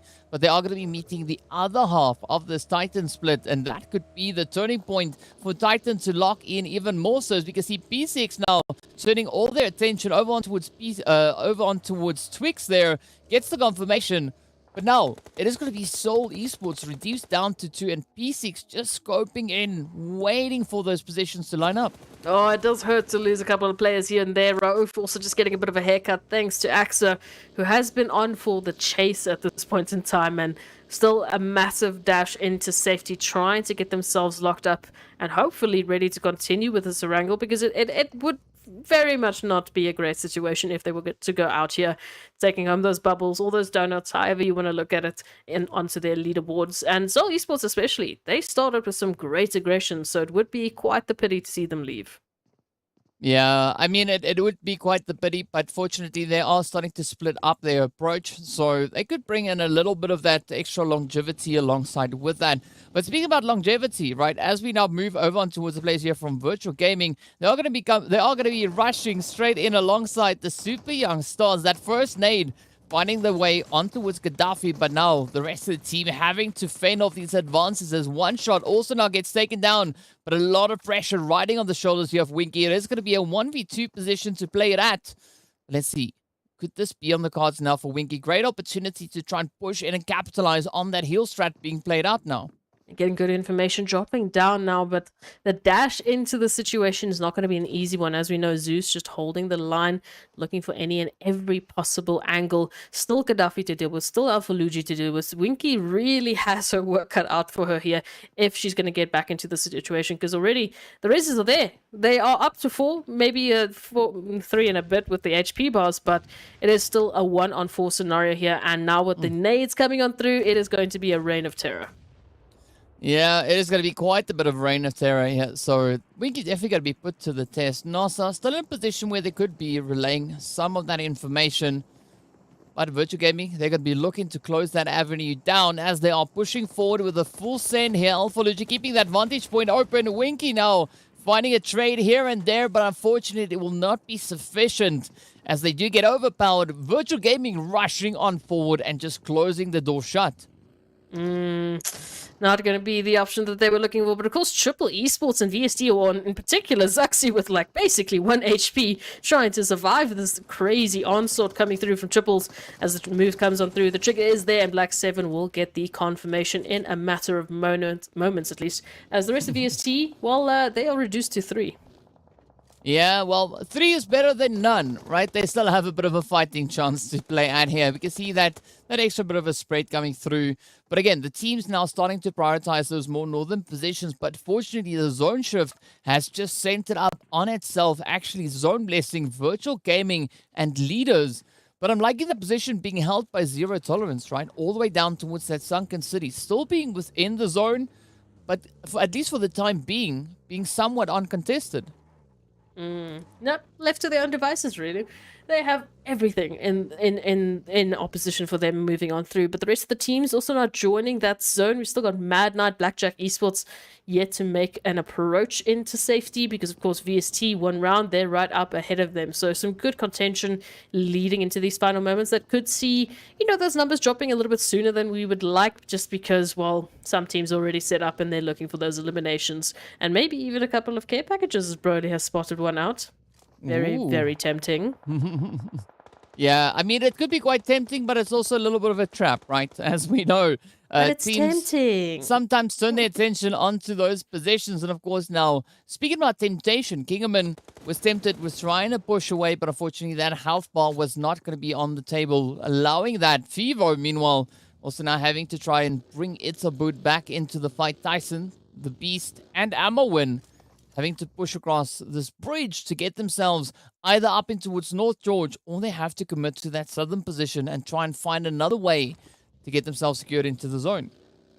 Yeah, I really don't like this for Mad Knight, I'll be honest, because the Beast is so far away, just the sheer numbers that they have to work with, and this pincer maneuver coming through here from the likes of VST, at least it's signaling a little bit of danger here for me, and hopefully Mad Knight will be able to make a dash out of the situation as swiftly as they possibly can, because the longer they sit around and wait, obviously with that blue, with the added pressure of the rest of the teams moving on through, it could spell some danger. But at least VST seems to be the first ones to run for that disengagement. Ooh, well, I mean, we do see Atleno just keeping a very steady angle here, finds a bit of a spray down there, not locking in Tyson and Kingerman just yet, but does deliver quite a bit of damage on towards them. And of course, they are greatly assisted by this blue zone that they are fighting it out in. So let's see whether or not Atleno could be able to secure those nades. Of course, you can see quite a few of the smokes now being deployed. That one is going to be on the money as Kingerman gets taken down. But Atleno slowly is starting to run out of those utilities and now needs to find a little bit of an alternative approach. Oh, moving on in for the spray down. Tyson making a desperate dash into the finish. Who's going to be the quickest? Oh, it doesn't look like it's going to be Tyson, because Atleno is just on the cards. And this is why I was curious to see why VST went for that disengagement, because they had Atleno in this flanking position. They had a prime pincer maneuver here. And I was honestly stressing for Mad Knight. Well, now I'm just proven right, unfortunately, as Amowin and the Beast do find themselves right in between darkness. Yeah, it's going to be quite a bit of contention coming through as we still have 15 teams left, 51 players scattered throughout the remainder of this playable area. Zero tolerance now going up against the players from Arab Golden on towards that southern side. Mad Knight going to be looking to get themselves secured up in towards the north. But it's going to be up to Darkness, the players there from Virtual Gaming, as well as One Round, to keep them on their toes. But now the altercation down south will continue, as we can see Angelo finds the spray right up in towards Skydo. And that alleviates so much pressure for them. But of course, Paradox is still in play. Oh, I love this. Once again, we find zero tolerance on this bridge line position. Unfortunately, this time, it looks like Arab Golden have turned the tables on them and immediately taken their strats and, well, applied it in a way that zero tolerance was not ready for and not happy with either. So it will be Paradox and Lord making a dash into the zone, into safety. They will be fine for the time being. In the meanwhile, Titans and Virtual Gaming, they're having a little bit of punch buggies, a little bit of bumper cars. I'm loving this teamwork coming through from Titans. One rolls over the player, the other one takes them down. Of course, now quickly just jumping out to meet Virtual Gaming right here in the compound. It is now up to one shot and Gaddafi holding on to that front line position. But Titans, again, looking quite phenomenal here. Already 5 eliminations to their name. Still all 4 players in the game. And now they're going to be looking to lock down at least this northern edge of the zone. I have to agree with you. A phenomenal start coming through here from Titans as they move on through, and I love the bumper cars. Right? That is my favorite strat, and no one can tell me different. Just as you love, car explosions, bumper cars for me any day of the week.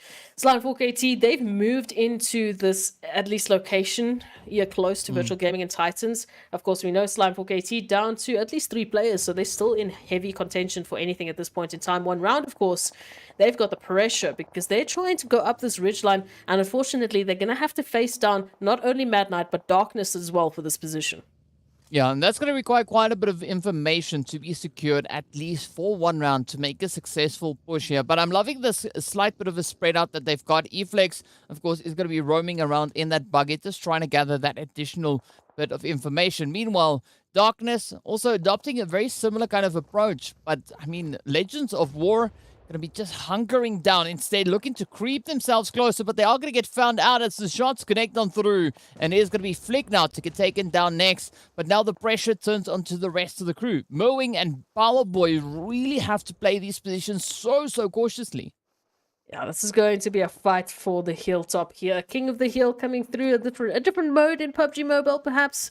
Who knows? Darkness, of course, they are holding such a good split right now. That 2-2 split really allows them to try and hunker down and get the eliminations. But one round, hello! We are welcoming the beautiful spray downs as they are fighting back and they're giving Darkness a run for their money.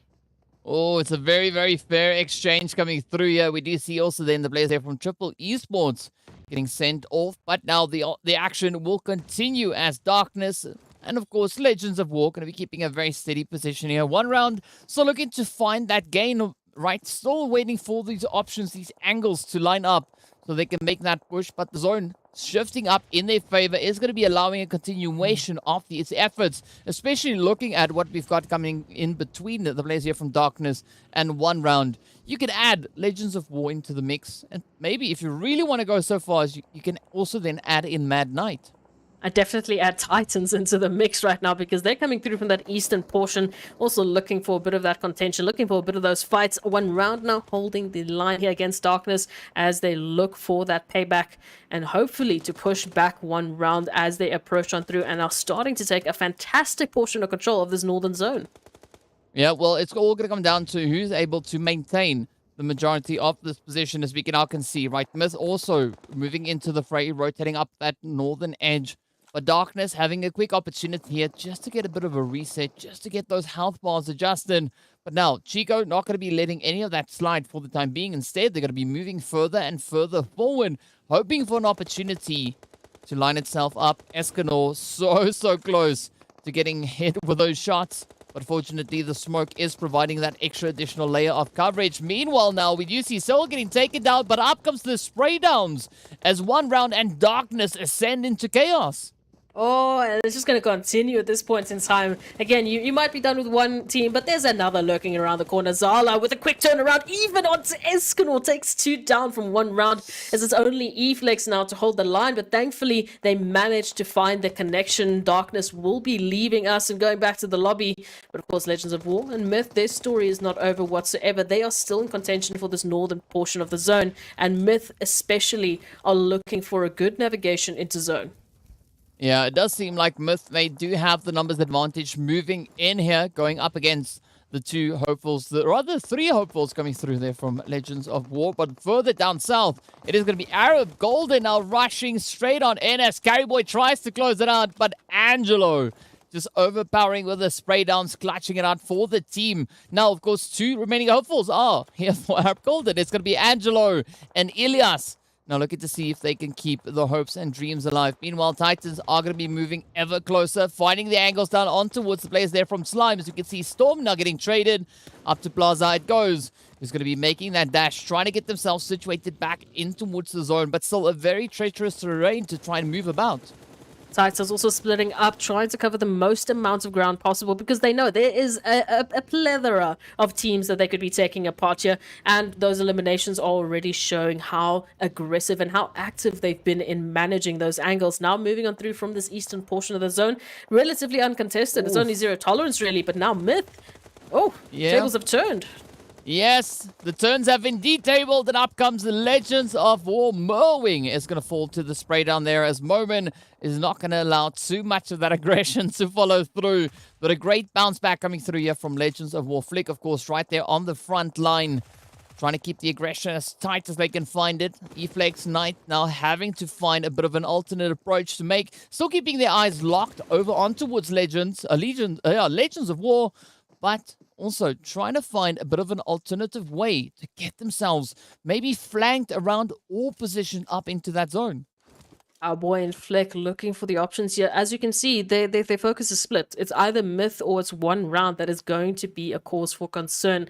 In the meanwhile, Titans are making, it even worse because they're looking for this northern position now, pulling up right behind Myth and looking to get involved. Oh, Teak definitely getting involved. But up comes the rest of Titans now just rushing on forward. It is going to be Ramsey to get taken down alongside the rest of the team. And off they go. Myth not in the running for the winner chicken dinner any longer. But yes, Teak just absolutely obliterating the opposition here. Moving on forward. Finally, that spray onto his Power Boy. But now all the pressure for Legends of War turns onto Flick, who could still have a beautiful angle coming through. But Teak, look at that, just doing the due diligence, sending out all those utilities, trying to ensure that the edge of zone is clear. Oh, Titans, they have literally just thrown this stalemate right out the window and said, it's enough. This is our portion. This is our control. And they're going to push on even further as Teak looks for that remaining member here of Legends of War. And, Flick is going to be up for a little bit of bumper car action as that confirmation does come through. 0 tolerance out for the count alongside Legends of War here. And we look to Titans as the highest numbered team, the highest amount of players in this final zone. Yeah, it's good to be yet another phenomenal finish coming through here for Titans. Already just blazing their way on through, sitting on those 12 eliminations. It is going to be Angelo, though, to find that head up on towards Knight. And Arab Golden trying to push in from that southern edge. I mean, nothing wrong with just clearing out the way ahead of them. But E-Flex trying to snake it through in the grass. Very, very tough position to make any substantial game from. But it is going to get run straight on over as P6 pushes in and down they go. One round getting eliminated. Titans now looking to lock in the dominance as they move through the zone. Going up against the two final teams, right? Arab Golden and Mad Knight. And Arab Golden, they're still trying to get their numbers up, and Adam and Teak is already looking for their next victim, already spotting out the remaining member here of Arab Golden. It's Angelo, who actually turns it around. Oh, could this be the point now? Could this be the play? Angelo going into a 1v, well, many players. We see Amawin also about to see a bit of a nade coming in their direction, and down they go. Titans locking in yet another glorious win for themselves. Of course, walking away with an absolutely insane amount of eliminations, sitting on 18. What a way for Titans to just step up and show their dominance once again. Hey, we've got one winner chicken dinner. We just need one more, and then Titans will be continuing their reign of domination and terror for 3 days in a row. So, massive start to the day here for Titans, bringing in the bumper cars, bringing in the eliminations, bringing in the absolute insane aggression there. So, fantastic work from Titans, but of course we know, well, that's only the second map of the day. We still got 3 more and another Erangel to immediately follow this one. So hopefully the teams will be taking a bit of a note as to what just happened and not letting it happen again. Well, at least we know moving into our next Erangel, right? It is going to be a little bit of a change up because we are going to be having the players from Group D joining us on the battlefield and the players there from Group C sitting it out. So Arab Golden leaders as well as Seoul Esports in Zero Tolerance are going to be taking a little bit of a break, and we will be seeing the players there from Desert Flame, 1 Million Lag, as well as Wave Esports joining us out on the field. So expecting quite a bit of excitement to come through that, but you got to say, right, Titans just showing up so phenomenally once again. And this is kind of, I don't know, a very scary trend we see developing here. Titans, once they find that role, once they find that approach, I mean, it's just absolute laser focus stepping through from them. And of course, speaking about that laser focus, we need to give a big shout out to Monster Energy as well, our official energy drink partner right here for the PUBG Mobile Pro Leagues. But aside from Monster Energy, we also need to show quite a bit of love going out to Oppo. So Born to Win, welcome to the exciting match brought to you by Oppo. Get your gamer mode on with the much loved Reno 7 series. And again, speaking about those gamer modes, is Titans just absolutely riding high on that wave. Absolutely, and the momentum they're going to take into this next Erangel might be absolute massive. Might be seeing Titans continuing their streak, as we know they've been picking up 2 winner chicken dinners every single day so far in Phase 2, which is a ridiculous title to be holding. I'm very curious to see if they're going to continue it. At this point, you know, the question was in my mind, is Titans going to bring that, you know, domination back? Because on Sanhok, we saw that change coming through. It was a different answer. But now onto a bigger map, now onto, you know, some more familiar territory, we're seeing Titans picking up that same energy once again.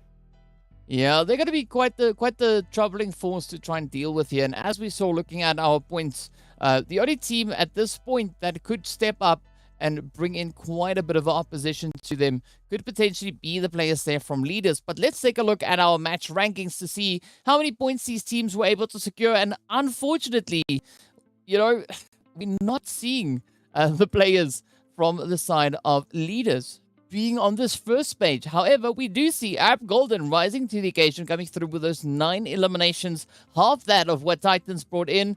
But, you know, that's Titans being Titans all the way to till next Monday, I'd say. But of course, one round also securing themselves those 13 placement points, 13 points in total. And Mad Knight locked in with not a single elimination, but at least walking out here with 12 points to their name. And swiftly followed there by Legends of War. So again, we're not seeing leaders here, but we're also seeing Legends. So there's a bit of a switch up coming through here. Legends at least making a bit of a dash, a bit of a split coming through. Zero Tolerance also finding themselves in 6th place. So a very good amount of points, I would say, to the latter half of the overall standings, which means, once again, teams are stepping it up, which is what we love to see. And well, yeah, I have no words for Titans at this point in time. I feel like I'm just going to avoid them, just avoid analyzing them for as long as I can. But we can also see those efforts coming through from Myth and Virtual Gaming, right? Still lining in those 5 eliminations each. So that shows, even though they are not finding themselves in those more optimal placement points, they can still line up the aggression, still, you know, keep up the push, keep up the fight, and lock in those constant and steady flow of points. And at the end of the day, you know, that consistency, that continuous repeat play could be quite favorable. But of course, we need to take a look now and see what our second page looks like. So we can see VST and leaders sitting on 5 points apiece. Yeah, picking up great eliminations, as we can see, as we know them to be able to do. But it's not the ridiculous eliminations. It's not the ridiculous point games, but that's okay. Just any sort of points at this point in time, they do make a difference. So Darkness, Slime, Full KT as well, with Soul Esports, Triple Esports. Again, it's weird to see these names on this side, based on what we've seen in the previous games, even into last phase as well, but it is going to happen as the teams are raising their bars, as all teams are adapting and trying to better themselves throughout PMPL Africa. We are going to see these shifts. We are going to see these roller coasters in terms of performance. The only team right now that I would exempt from that is Titans. Yeah, I mean, there's going to be quite a few teams having to step it up and continue with that flow and that show of aggression. But whether or not we'll be able to see anyone else double down on these efforts is going to be, well, it will remain to be seen, right? I mean, so far in the previous 2 days, the team that has really brought in quite a bit of an upset to this was the players from Leaders. But so far, looking at what they've been able to accomplish today, it seems like they're having a little bit of a tough day. So we're going to have to see if anyone else could potentially step up and, you know, maybe fill in that gap. Because if Titans are not dealt with soon enough, right, they are going to just be securing such an insane lead that I don't think anyone else is really going to be able to catch up to them. Absolutely not. But while we rest our voices and while we try and process what exactly Titans just managed to do, we're going to take a short break while we get the second Erangel of the day ready for your eyes.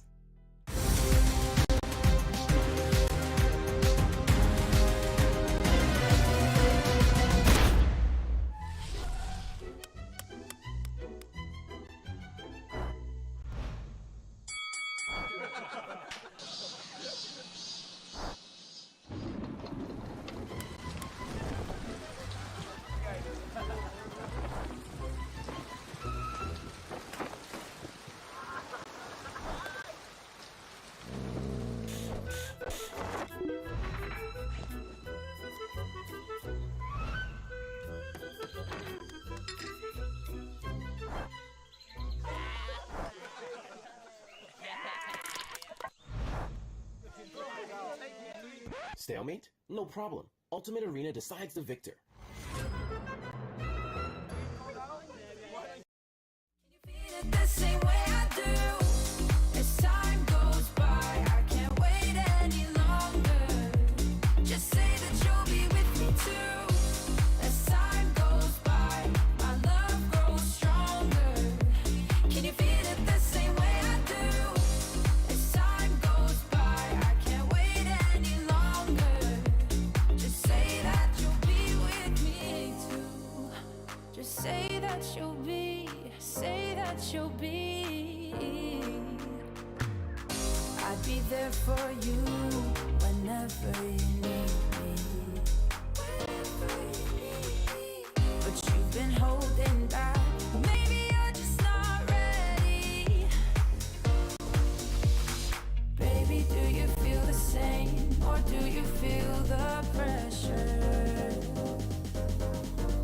I promise I can take your pain and turn it into pleasure. As time goes by,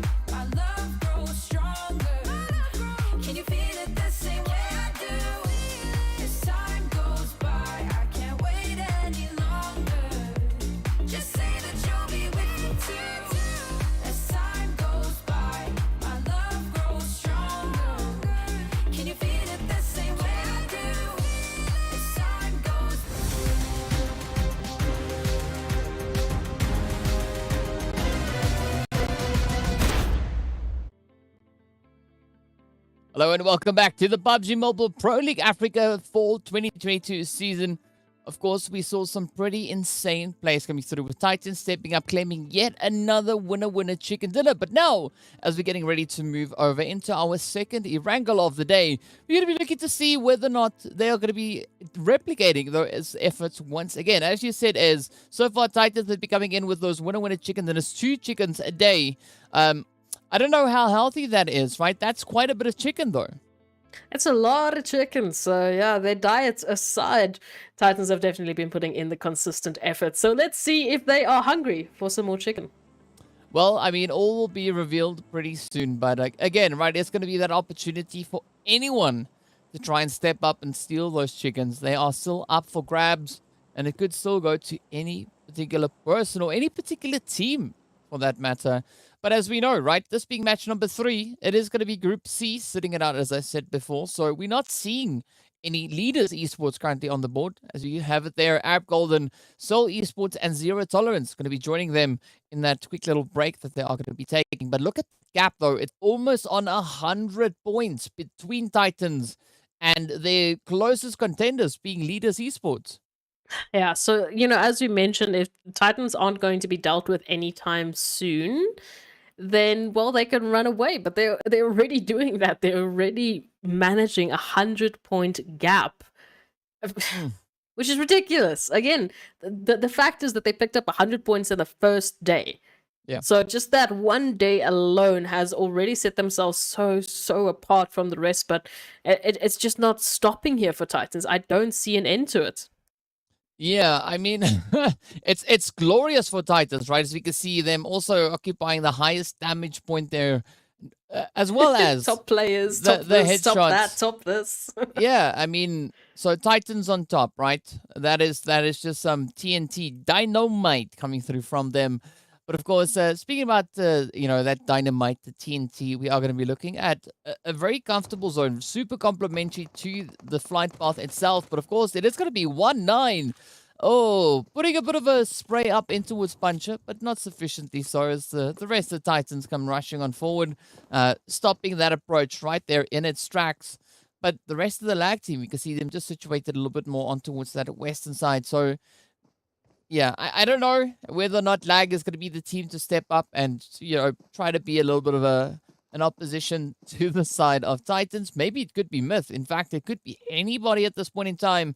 But of course, one thing that we've been wanting to see a little bit more of, that we have been seeing quite a bit of before, was this altercation coming through between Virtual Gaming and the Super Young Stars all the way up in towards Saverny. Absolutely. We've been seeing a very good jump of aggression, but of course now we know Super Young Stars, Virtual Gaming, they're no strangers. They've been doing this dance for a little while. Blackjack Esports doing another dance with the Legends of War. Seems another nemesis has joined the block. At least we know the duos here. Well, Wave Esports, sorry, coming through. So, this is going to be a little bit of a tough one here for Blackjack. Unfortunately, losing a member almost immediately. And Wave, they're looking very confident to continue this. I'm loving the VSS action that we have happening across the board, but I mean, it is looking quite dire for Blackjack, right? Because we've got Legends positioned up into the apartment building. We've got the players from Wave on the opposite end. So a very tight pincer position that Blackjack actually finds themselves caught up in, but maybe they could be able to bring in a little bit of an escape play, as we can see them now just opting into those vehicles and looking to maybe just engage entirely. But of course, speaking about that, right, Lag also just continuously moving themselves up. We did see Fantasy and A9 being situated much further down towards the south, and now they've rotated up much further, but even closer now to Darkness. Oh, loving this Virtual Gaming, of course, and Super Young Stars. It is the original Nemesis duo that we've been seeing so far in PMPL Africa Fall.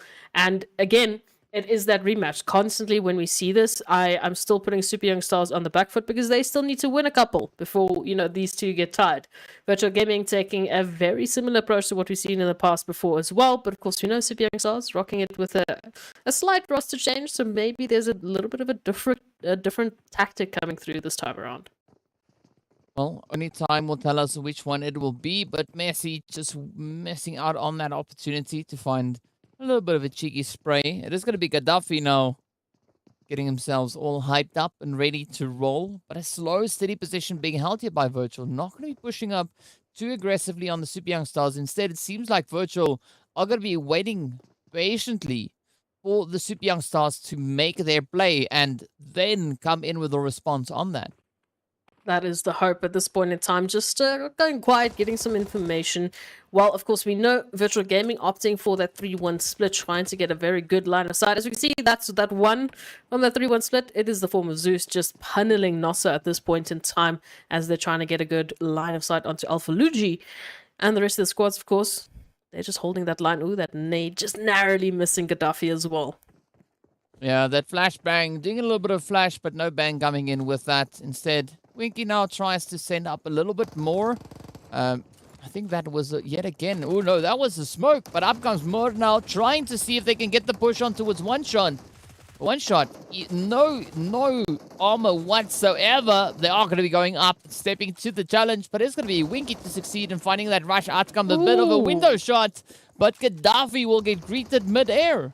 Yeah, it's very brave, but at this point in time, Super Young Stars are just hot on the trigger. Very quick recovery from them, and it has to be so, as Alpha Luigi is going to be the first one to push on up. Out the window they go, does a great amount of damage, but doesn't find the connection. We still have one, we still got Nossa up, we still got Winky up, we still got a third roaming on through with that backup. Up comes Alpha Luigi, locking in that security. But now look at the Super Young Stars. Their health bars so low. And of course, Alpha Luigi and Zeus, they still have a crazy amount of health left to play with here. So there's going to be a lot of pressure now on Nossa and Winky. But fortunately, Winky is able to just patch up that health bar somewhat. But Nossa not so successful or not so fortunate as that nade comes through, ending it right there for them. But let's see what the rest of Virtual are going to bring on through. A little bit of a peer in the window, trying to find that opportunity on towards Winky. But Winky now trying to make a bit of a dash. Oh, up comes the heads. Great bit of anticipation. Finds a healthy amount of damage, but that is not going to be sufficient. But Alpha Luigi narrowly escaping, getting knocked out right there. Yeah, that could have gone either way. In all honesty, Alpha Luigi on a sliver of HP. And once again, we see, you know, all of Super Young Stars is, well, just tidings running on one single player to take it even forward. So it was very good there. It was a good catch-up for Super Young Stars, I feel like. But just those final moments could have gone one way or another. But we'll just give it up to Virtual Gaming for this time. Rest of the teams making fantastic rotations. I'm going to utter this again because we've got pretty much, other than Virtual Gaming, every single squad in zone. Yes, that is a really, really good position to be in. But I'm loving the center zone play coming through here, right? Desert Flames starting to spread themselves out a little bit. We got a decent approach coming up in towards this Chopsticks region. So that 2-2 split being played on here. And that could be quite favorable, especially looking at where we have 1 million situated, right? Senke and the rest of the crew just going to be casually strolling on through. Flacco keeping a bit of an eye here, trying to get themselves set up. Hoping for an opportunity, bit of a vantage point to be played out here. Plaza also just on the roof. Just going to be keeping a watchful eye, right? Not going to be jumping at any of these plays just yet, showing that trigger discipline. Absolutely, and it's a really good habit to have at this point in time because, as you mentioned, we were loving this slow and methodical approach coming through from the teams as they're just trying to get information. They're great. We know where these teams are not going to get involved just yet because they want to jump into the engagements only when they know they have the best possible odds, the best possible winning conditions of actually taking the win, taking the engagement, picking up the eliminations, and being able thereafter to move on forward. So I'm loving just the general strategy that these teams are bringing in. Yeah, the discipline is looking really, really satisfying here. And I got to say, it's quite commendable to see the teams showing that level of growth, right? Not going to be jumping just at any opportunity just for the sake of, you know, oh, it moved, now I've got to shoot it, right? Instead, they're looking to play out these strategies, which really shows a lot more of that, not only the methodical process, but also the teams putting so much more effort into their actions instead of being reactive to what's happening. It's the growth that we've been waiting to see for PMPL Africa. And already from last season to this, massive changes. Just in from last phase to this phase, massive changes from the teams. So great to see that coming on through one round now, keeping a watchful eye on Wave Esports as they make their approach across the bridge, and they thankfully do so. So into Rozak they find themselves hopefully safe for the next couple of engagements, but night has gone down. Yeah, it's a little bit of a tough position to be playing this in. Of course, Ivar going to be trying to lay on that pressure as we see Chico now trying to stop Knight from saying night. But also we have a few altercations now developing elsewhere. Several teams starting to move up. We got the players from VST and Triple Esports all the way down on that far southern edge. We got the players there from Blackjack and 1 million, or rather Desert Flame and 1 million, situated towards that western edge of Pachinki. But one round, not going to be pushing up just yet, right? They've laid down a little bit of fire on towards Wave, situated up in towards Rozak. But instead, they are going to be keeping their eyes peeled for another potential play to be had. Ooh, and I do like this again. Ooh, but it's fine. We'll talk about that later. Now, Desert Flame making a bit of a dash across Myth, and Myth is holding a 2-2 split here. So it's only Broly and Farok that's currently holding this line. Momin and Ramsey much further out to the outskirts here of Pachinki. So Myth have to be very careful with how they approach these sort of engagements because, again, the cavalry is not here. The backup is not an option. Yeah, there's going to be a lot of calculations that needs to come through on that front. But let's see where this one is going to be going towards, of course, now. TEAMLAG, oh, trying to line up the sides here. Up comes the rush. There's the Flame pushing straight on forward. They do succeed in taking down the first one. And in fact, they do succeed in taking down the entirety of the remaining players here for Lag. But again, that could be a little bit of a short-lived moment, as we do have Blackjack just on the opposite end of the valley, keeping a very watchful eye. They, of course, have their ears just perched. Of course, there's rather the players from Darkness up on towards Potato Hill. A bit of a vantage point to be played there. But now, up comes Wave, moving in. Legends of War, hunkering down in their compounds. You can see Flick now, keeping their eyes absolutely peeled on the compounds ahead. Waiting to see what Wave is going to be doing. But I'm loving this caution being brought through by Wave. Not going to be rushing out, getting caught out foolishly outside. Instead, they move in, trying to find a bit of an angle. But they couldn't have anticipated that play coming through from Legends of War. Lining up the shots, hitting them in. And just looking to reduce the numbers one by one as they steadily move on forward. And of course, Legends of War, they have their back to the zone here. Wave coming through from that outskirt position. They're in zone, they've got space, but Legends of War, they have a quicker dash into the safety. And for the time being, they're not going to be interrupted. They can take their time. They're in zone. They have the space to work with. They have the hard cover, so they can really invest into potentially taking out another competitor, just, giving them that breathing room, moving into the latter stages, which can be a massive, massive bonus before we even think about the elimination points. Ooh. Okay. Yo, gotta Even love better. that zone. Yes. This is where it's going to be at, right? A beautiful centering zone on towards Pachinki. 1 million jumping at the opportunity. Now just going to come flying on through. I'm expecting them maybe to stay over on towards this western side, or maybe they could surprise us and try and just get themselves spread out even more so.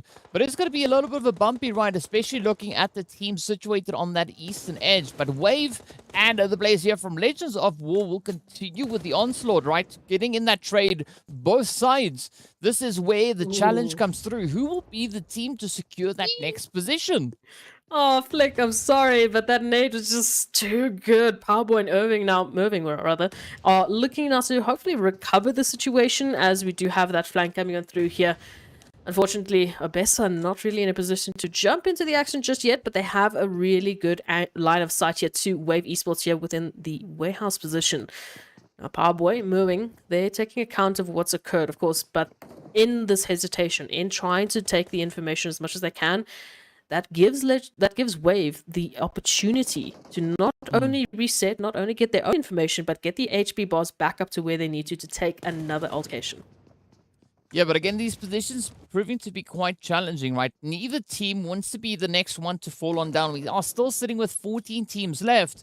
But fortunately, for Legends of War and Wave, they can actually continue this altercation as we're not seeing any other teams really venturing up in towards this northern territory. Meanwhile, we do have a little bit of that altercation action coming in on the east edge between Virtual Gaming and the players there from Slime 4KT, but it's not going to be an immediate threat. Maybe Zeus could come rolling through, as we see Zeus now just all the way down on that southern edge, but I don't see many other teams really committing to getting involved in this altercation. You're talking about immediate threats. I'm just seeing Darkness moving on through, and they are punneling shots into Legends of War from that high-rise position.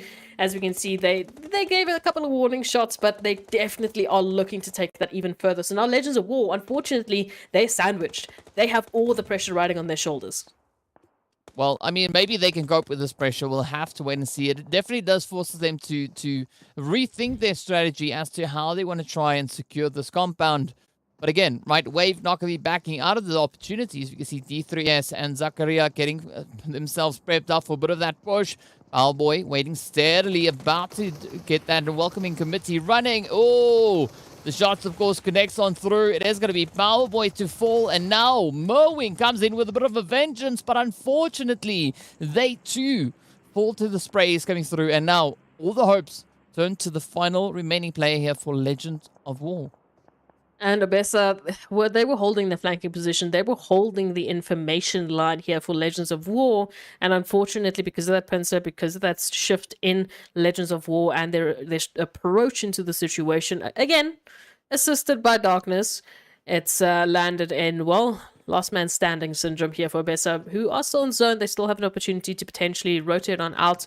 Slime 4KT now moving into this northern section as well might force the issue, but we turn our attention here to Triple and 1 million with 1 million looking like they're on a little bit of a back foot. Maybe. Yeah, I mean, they don't seem to be two-faced, right? They still have two players providing that extra layer of coverage, but Senkei now cooking up those nades. We did see Venom also coming through with a beautiful one ray on towards 7 Reef. M7 also getting traded right on down. And this is such a bounce back defensive coming through from 1 million. Oh, that nade was massive. I mean, I was thinking the back foot is here for 1 million because it was just two of them. It was just Venom. It was just Senkei. But of course, who was I? Who was I to think that this was going to happen? Just absolutely marvelous work coming through from 1 million esports. So the teams, of course, they're looking to one-up this as well as Titans move on through right alongside VST, who are very, very hungry to pick up some great eliminations here. Titans down to 3 members, the nades raining on through, and Axa, unfortunately, in a little bit of a further position. Could prove great in dividends in terms of those flanking positions, but again, the fight will be within a building, closed off, angles limited.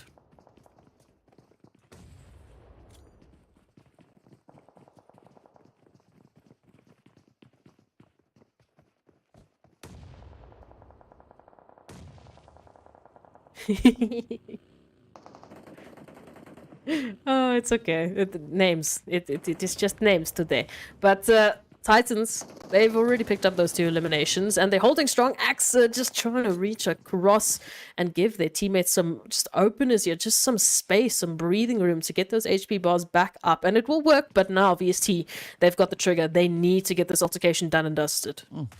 Let's see where this one will lead. It is going to be Teak now on the defensive, looking to just fend off VST's pushes here. But again, right, not a super full-on send coming through from Titans. Instead, having to play this one way more calculated. I'm loving VST just stepping up to the party, looking to line up these angles, and with that, potentially find a few of those additional points. Let's see, will the utilities reign supreme? No, not reaching all the way in. But Atleno trying to now move up. But you can see we do have a few smokes now getting deployed, as well as Titans are setting themselves up for a bit of a retreat back to the safety of AXA.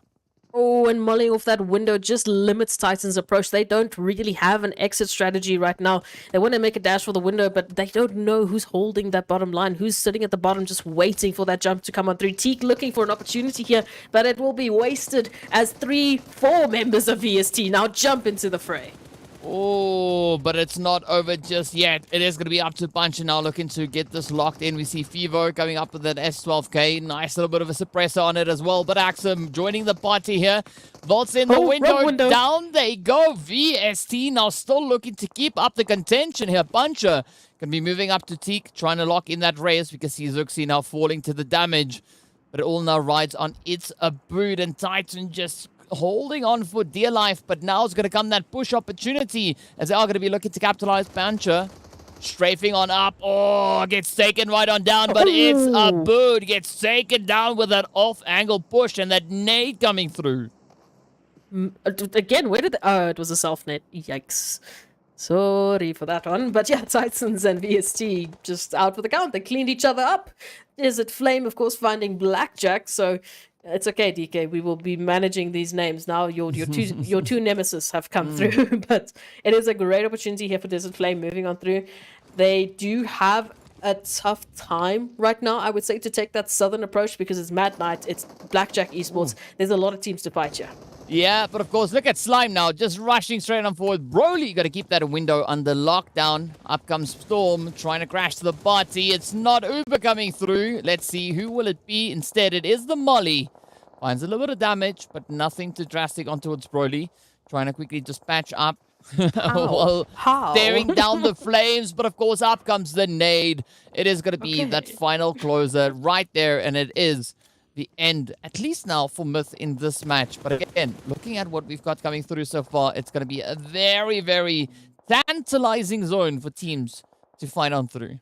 I was going to say Broly had no business staying alive in that situation, but that final nade was the confirmation. Mad Knight down to only one member, still up and Adam trying to get the reses coming through, but of course Slime 4KT now taking this position right behind them does provide quite a worrisome opportunity here for either side. Of course, we know rotations still have to be made into the zone. Desert Flame yet to join in a comfortable position. 1 million taking such great real estate here just on the outskirts of zone. So they also will have to relocate at a moment's notice. But it's Blackjack that's also just not finding that angle.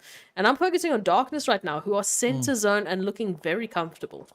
Yes, they are indeed looking quite comfortable, but that doesn't mean anything at this point in time. There's still quite a few teams that can look to bring in a few of those disruptions on through, but I'm loving this 2-2 split coming through here from Blackjack. Yeah, well, that's Blackjack's only 2 players now left on the edge as MG has been confirmed on through. Venom from 1 million alongside the rest of the squad, still positioned just outside that zone, but this could be the opportunity for Reverb and Chronal now to just make it so dang difficult for them to get on in. You can see the attempt being played here, but up comes the rush. Lazy Boy Sengate rushing full on forward. Down goes the head though. Oh, but Chronal falls as Lazy Boy just plays it around that truck and finds quite the formidable angle. Of course, also Desert Flame will be meeting their end, and we are down to our final 6 teams. But still, Darkness on the very edge of zone now, kind of trying to leverage their position against one round's advances.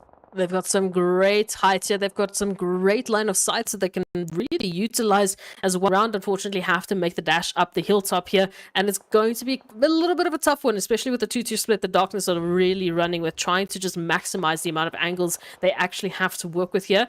Hopefully, we'll see some pressure might be jumping in as 1 million and also just taking that rotation right behind them. Oh, let's see. Could this be the one? Could this be the one? Darkness now going to have their hands full on either side should 1 million decide to push in their direction. Fortunately, it does seem like 1 million is focusing their efforts over on towards Slime, while Slime is focusing onto Wave.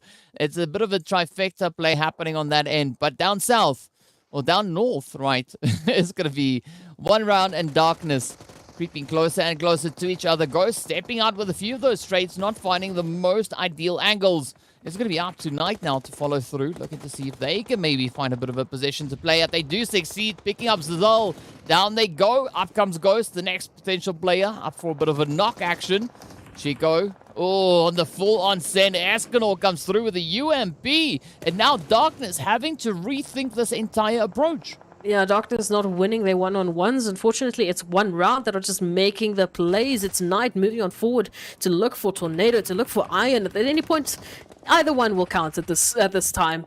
One round. They are surrounding Darkness. They're not giving them an option to get out of here. Slimeful AT taking out Wave almost nearly. And here's the final push coming through from Chico, just looking for the snakes in the grass. Oh, but up comes Iron, finds the hit, but down they go. Down goes Chico. Escanor now looking to push and looking to close this party on up, but 1 million also going to be stepping into the action here as we see them now just advancing up on that elevated position. Meanwhile, Slimeful KT will get sent away as Senke lights it up with an absolutely glorious nade. Up comes Marshall, trying to capitalize on the third-party angles here. E-Flex now feeling that pressure. The smoke starts to dissipate. Escanor, E-Flex having to rethink the strategy as Darkness is not there anymore, right? It is now just them face-to-face with 1 million. And of course, Zakaria from Wave just sneaking themselves up on towards that eastern side of zone. But a lot of the focus now maintained up on towards this northern edge. And of course, a massive focus here towards 1 million Esports, running away with 18. I repeat that, 18 eliminations currently. Center zone looking absolutely poised for perfection here. But it will be up to one round. It will be up to, well, at least a lonesome here from Wave Esports to see what they can do to stop 1 million from moving on forward. Now, Venom making a little bit of a dash, might make that dash straight into Zakaria, and then it's only our top two, and over we go. What? I don't know. Yeah, no, it's done. It's just one round. It's 1 million. Yeah, it is signed, sealed, delivered. We are back on the one-on-one action. We've only seen this once before, but up comes 1 million, trying to sneak their way on through. One round on the receiving end, but it is going to be E-Flex with a very warm welcome, but also then falls on down. Escanor puts the shots on through, and with that, the match goes straight over. The players there from 1 million, securing themselves 21 eliminations. Just breaking the record that we've seen in one particular match by such an insane margin. Okie dokie, Smokey. Wow. Yeah, no, 1 million. There's not much more I want to say other than looking at those ridiculous numbers, but it's good to see them return. I'm going to say that. It is good to see 1 million jumping back on top with a game like that. This is some crazy domination. Again, following suit with Titans. Titans are going to step up if they want that, the most eliminations, in one particular map coming on through. Yeah, I mean, it was just a matter of time until we saw the players there from 1 million returning to their absolute glory and the amazing show of dominance that they had coming through in that very first phase, the very first week. But of course, that was in the early stages, right? Day 1, day 2, we saw 1 million absolutely obliterating the opposition. But this could maybe be the start of that return coming through, as they've shown up to the party, proving that they are quite the force to be reckoned with, locking in 21 eliminations. And while we process this, we are going to be taking a very quick break, so be sure to stay tuned. I'll be right back afterwards with the match rankings and the breakdown.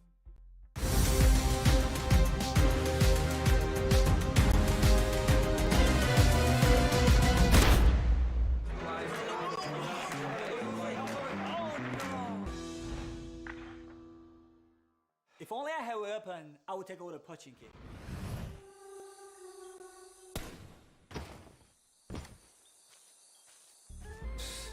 That's nothing. I clearly took down the enemy. If we were to keep the score, it would definitely be higher than me.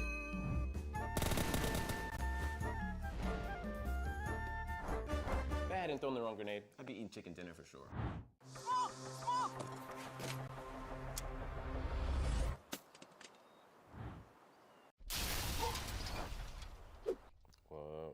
What's wrong, guys?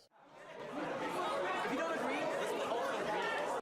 Arguments don't matter. Ultimate Arena decides the victor.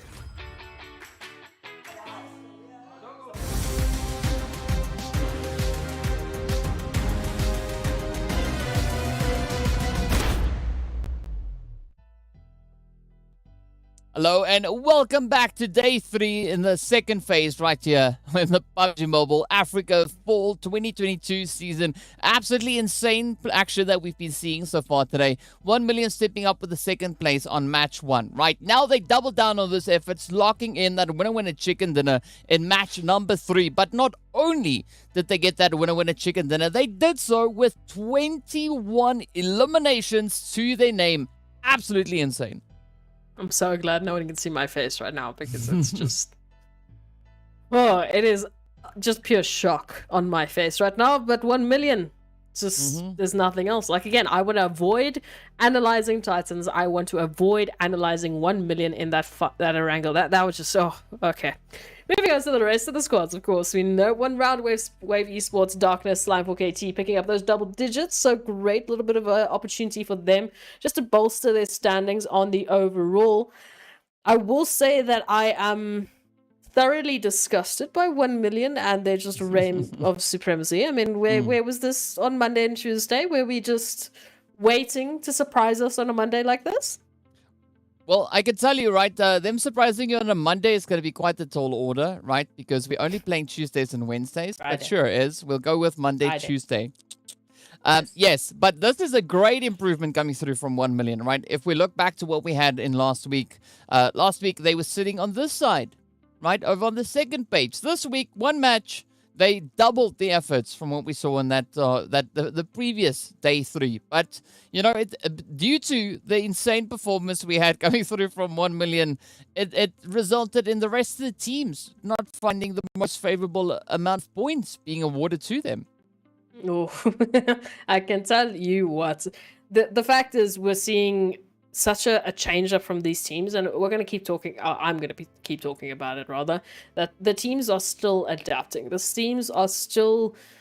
I don't want to say holding back, but it feels like they're holding back, because especially in 1 million's case, they just suddenly jump in and, well, do a 21 elimination game. Come on, like, it does feel like they're holding back on us here, DK. It's like, you know, they're just teasing us, and then all of a sudden, just 21 eliminations. But it's great to see, because we started with 1 million in the first phase, and then we lost them going into the weekend, and now first day of that weekend game, third game on a Friday, they jump in with a phenomenal performance. Yeah, I mean, that's 1 million just telling us that they are still a team to be watched, right? They are not a team to be forgotten. And just to highlight a few of the crazy plays we had, let's jump into a few of those Oppo moments to remind ourselves of what unfolded right here on our second Erangel of today. Yeah, it was absolutely crazy. I'll try and see if I can understand what exactly happened here with 1 million, but I guess this should have been the start. You know, a triple nade should have given me an idea that 1 million esports were up for something sinister, and they absolutely just continued the domination. Titans, of course, they found themselves in a very, very tough altercation here with VST. It ultimately ended in both teams leaving the lobby almost swiftly. As you can see, that nade just pops on through, and bam, it is done. It is dusted. Both teams back into the lobby, and that followed suit. It was a very difficult time for these teams to manage all of this craziness here within these final zones. Yeah, but you know what, that nade that we saw coming through on Titans, what that tells me is the only team that can take our Titans is Titan, right? Specifically Teak. Yes, right? Teak is so good that he can take on the rest of the lobby, but also their own teammates and send them backing. But again, right, 1 million just showing up so amazingly with those gun skills. I mean, we did see that push coming through on towards that truck. Just so great. Blackjack, they didn't even know what was heading in their direction. Of course, 1 million just coming through with that shock and awe approach. And I gotta say, it results in some very satisfying action. And of course, some utterly mind-blowing numbers coming through. I mean, we've not really seen a team come through with 21 eliminations. The highest we had was 19, but now they have to go and break that mold. And of course, that results in them just applying so much pressure onto Leaders Esports to try and maintain that second position. Oh, yeah, it is going to be a tough uphill battle here for Leaders Esports. I believe they're like, 95 points away from Titan? That is just ridiculous, but absolutely, here they are. And moving on forward, 1 million making a massive jump. They're into third place immediately. A fantastic reward for them and the work that they've been doing coming on through. They've been a bit quiet on Tuesday and Wednesday, as we mentioned, but just... wow, jumping into today, I'm very curious to see how they're going to continue this. So Esports as well, they made a bit of a jump, I would say, alongside Lag, but I'm still waiting for a bit more from them, alongside Myth, alongside Slime 4KT, especially, who I feel like we keep finding them in those final phases, but they're not quite making the final impacts to just jump over into that winner chicken dinner bracket. So it's very, very close for them so far. Yes, I mean, it might even be a little bit uncomfortably close if we look at the point situation coming through right there. But we also did see the players there from Lag, Slime 4KT all being relatively close to each other with those points. And of course, now as we take a look onto the second page, we get to see that kind of momentum continue, right? That the whole story plays out all the way from Team Myth, we see sitting up in that 8th place, moving over on towards Wave here with 64.63. Then we've got 61.59. Again, there's only 8 points separating 9th place rather from 16th. So again, one performance in this next match could change up this entire positioning. And as we know, Triple Esports ending there in the 16th position with 52 points. We can take a look at the last page as well, just to see how close the contention is. Because as we know, the teams have been fighting day in, day out to try and make those final pushes. But so far, it's been very close. It's been extremely close, and I still think, as we just saw, one massive game can make a world of difference. So, of course, we know 16th with 52 points. Coming into 17th, it's 38, 38, 35, 31. It's not a lot. It's not a massive jump from this page to the second, maybe even getting you closer to the first. Yeah, I mean, it's only realistically like about a 14-point difference moving through, right, from 17th up into 16th place. A gap that can easily be closed in one match, right? And now moving into our next match, which is going to be over on towards Miramar, this could be that exact opportunity for the teams to step up. But sadly, it's not going to be on the cards for Blackjack, Legends of War, Team Myth, and Titan Gaming, as they are going to be sitting out in match number 4. So we'll have to wait for that final play over on our last game, our last match of the day, to see what these teams could have in store for us. Meanwhile, it's of course going to be the return of Arab Golden, Leaders Esports, Soul Esports, and Zero Tolerance as we now get ready to jump straight into the action. Of course, the flight path starting, as we can see over on that western side, the lovely El Pozo just there on the left-hand side. So that means that this could be a relatively comfortable path to come in here. We'll have to wait so the full path is on the screen. Ooh, all right. I'm loving where it's heading, all the way from there from Pozo down towards Puerto. So a very satisfying approach. It is going to be somewhat challenging for the teams that like to go a little bit further up north. But again, as I always say, just a little bit of a vehicle drop could change that up quite a bit. Absolutely, and we've seen some of the teams really favoring for that. Get yourselves, on the ground as quickly as possible. Some change-ups, of course, now as we do see... okay, so 1 million, we're still seeing them there towards El Pozo. And actually, Zero Tolerance still opting for that very western side drop. So curious to see how those two are going to translate moving into the later phase of Miramar. But it has been a massive jump for the likes of 1 million. As you can see, Senke now up in at least in the top 3 in terms of grenade eliminations. And I'm pretty sure that just came from that one Erangel. Yes, but still it is going to be up to Plaza holding on to those longest eliminations, right? Alongside Venom and Chico.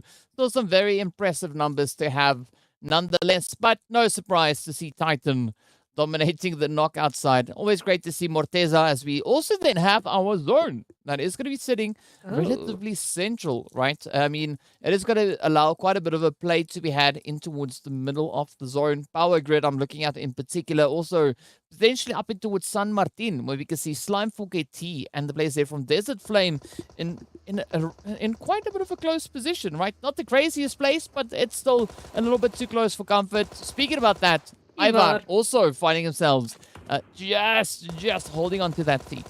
Run. Just drive. Leave, Rhino, please. Yeah, this is going to be an interesting one here. Of course, Wave still yet to really loot themselves up to at least a comfortable level.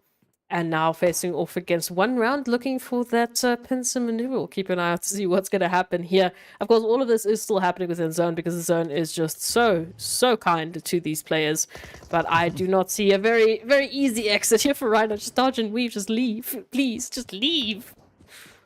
Yeah, it's a little bit of that cat and mouse, right? Chico now respecting the situation here. I love that. Oh, but Eflex doesn't, right? They just reach in. Chico tried. Going. Yeah, Chico, I love the effort, right? Chico, a lot of respect, going into a bit of a fist fight there instead of running in with the weapon that you had, moving and arriving at the party here. Meanwhile, this is now going to be up to the rest of Wave, having to try and improve on the fate that their teammate just experienced. Absolutely. Hopefully they'll be able to get themselves looted up into a more comfortable position. Of course, Triple Esports not far off from this contention as well. Might have seen it going down, but they're a lot more comfortably looted. As we can see, they've obviously had the time to get themselves set up. So I'm curious to see if they will actually jump on this opportunity to pick up some early eliminations. Oh, I see some leads. I see some bullets being, just very charitably shared to one round. Just a little bit of a warning shot, perhaps. Yeah, but I now understand why Eflex was doing what they did, right? We just saw the little picture, the avatar, whatever you want to call it there for Eflex. And that look tells me everything I need to know. So Eflex not going to let any opportunities pass them by. Instead, going to be pushing straight on out.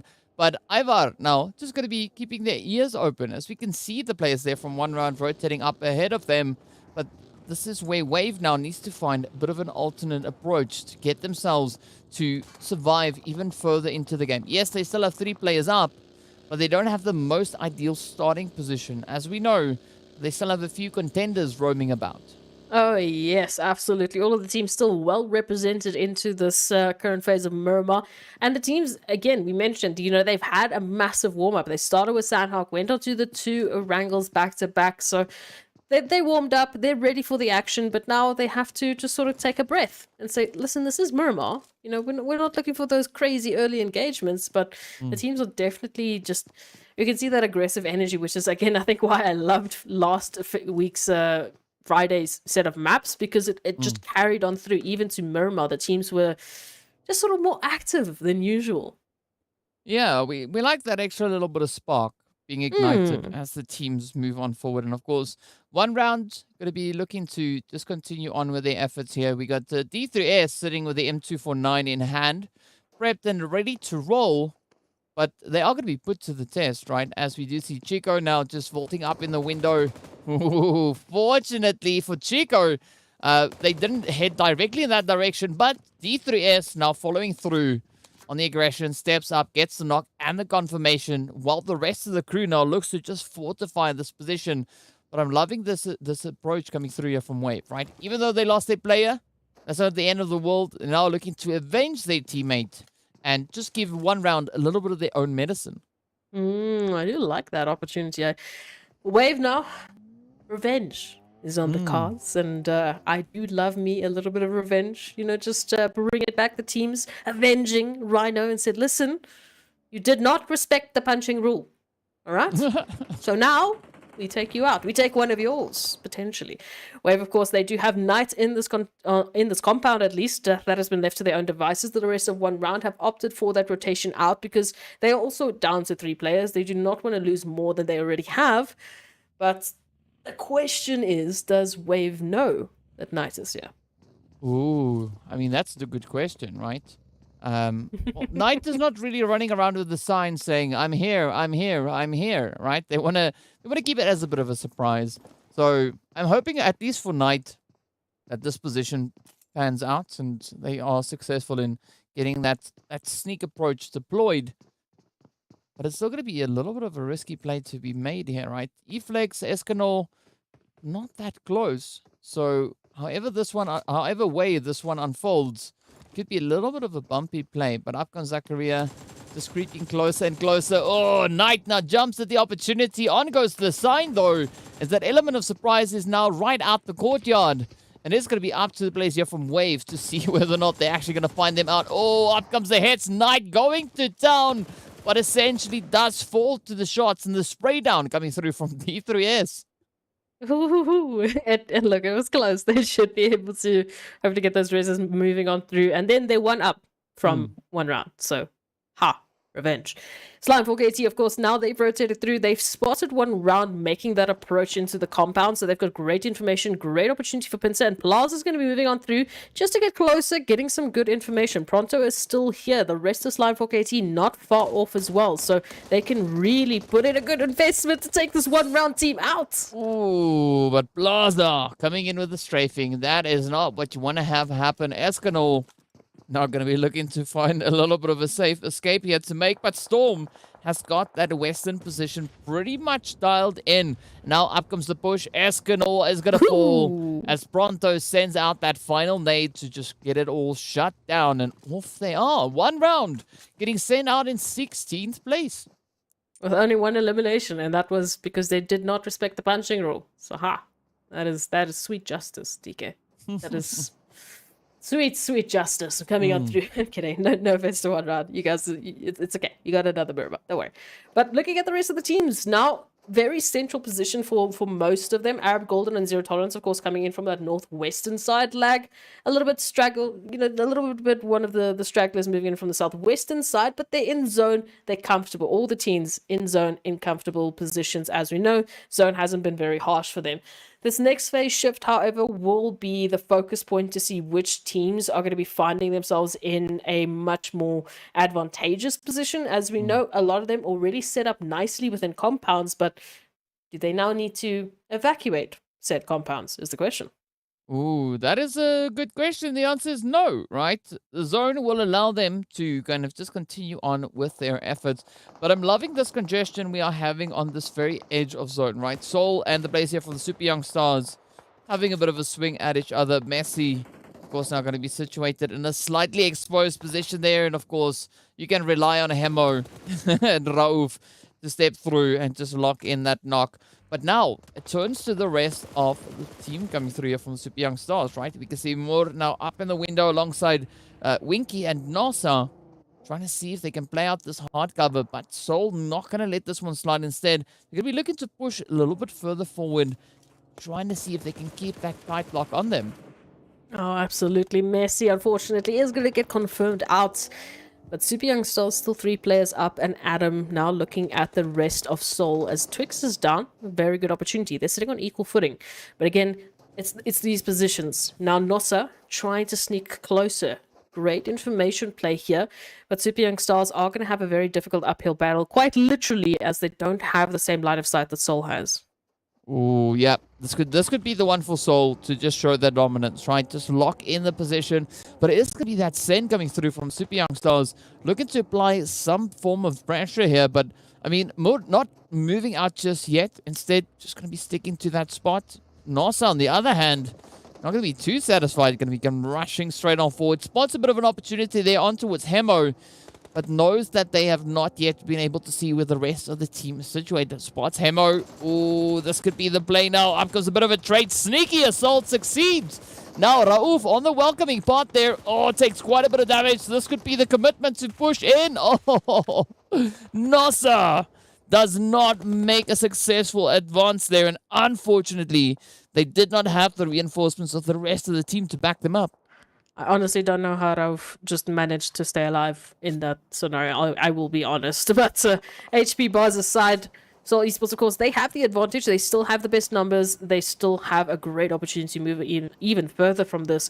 Virtual Gaming, of course, now pulling up on Super Young Stars. It's a 2-2 split coming through. It's one shot, and Gaddafi now looking to take out the remainder here of Super Young Stars. Great information for them, and of course, they still have better numbers. It's just going to be about whether or not they're going to regroup and fully invest into this. Mort and Winky, they split up, unfortunately. It's one building apiece, so if Virtual Gaming just take one building at a time, it could be the turnaround. But hey, there's a knock, so they will actually have to disengage. So there's some ray of sunshine here, some ray of opportunity for Super Young Stars. Yeah, there's some light in the darkness for them. And now this could be that extra bit of continuation that the Super Young Stars need. But now this is going to be YC receiving a bit of damage there off in the distance. I'm loving this confidence being shown here, right? More, not in the most favorable position, but still going to be trying to keep it contentious. And of course, speaking about contention, Lag and Virtual Gaming going toe-to-toe.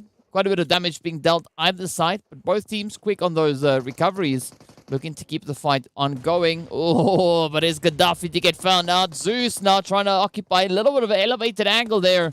Unfortunately, they do get the knock on towards Alafaluji. Zeus now on the defensive, but the Sprays come in, succeeds in taking one down. Up comes the rush to the play. Fantasy moves in, and off they go. Virtual Gaming getting wiped off of Miramar. Wow, okay, not how I expected this to go for virtual gaming, but they still have an opportunity to move on for, well, Lag still has an opportunity to move through, as we know, right up ahead of them, it is Super Young Stars, just currently looking for this engagement and some sort of an answer. Winky and Mort now being able to regroup, but it's only going to be for a moment's notice of peace, because Super Young Stars, they have to face off against Seoul. Yeah, they definitely have to face off. So let's see where this one will go. Seoul now trying to mount a full-on aggression here. But still, both these teams need to start thinking of a way. Should they succeed in surviving this? How are they going to get themselves back in towards that zone? Raouf now trying to wrap around the edge. Looking for a bit of an vantage point to play out here. But can't really see through those stairs just yet. Instead, can be moving further and further up. Winky. Oh, just keeping the ears open. Gets spotted out. Up comes the sprays, but narrowly escapes. Up comes a great assist from off in the distance. But Mort now rushing on forward, getting out yet another knockdown. Goes Hemo.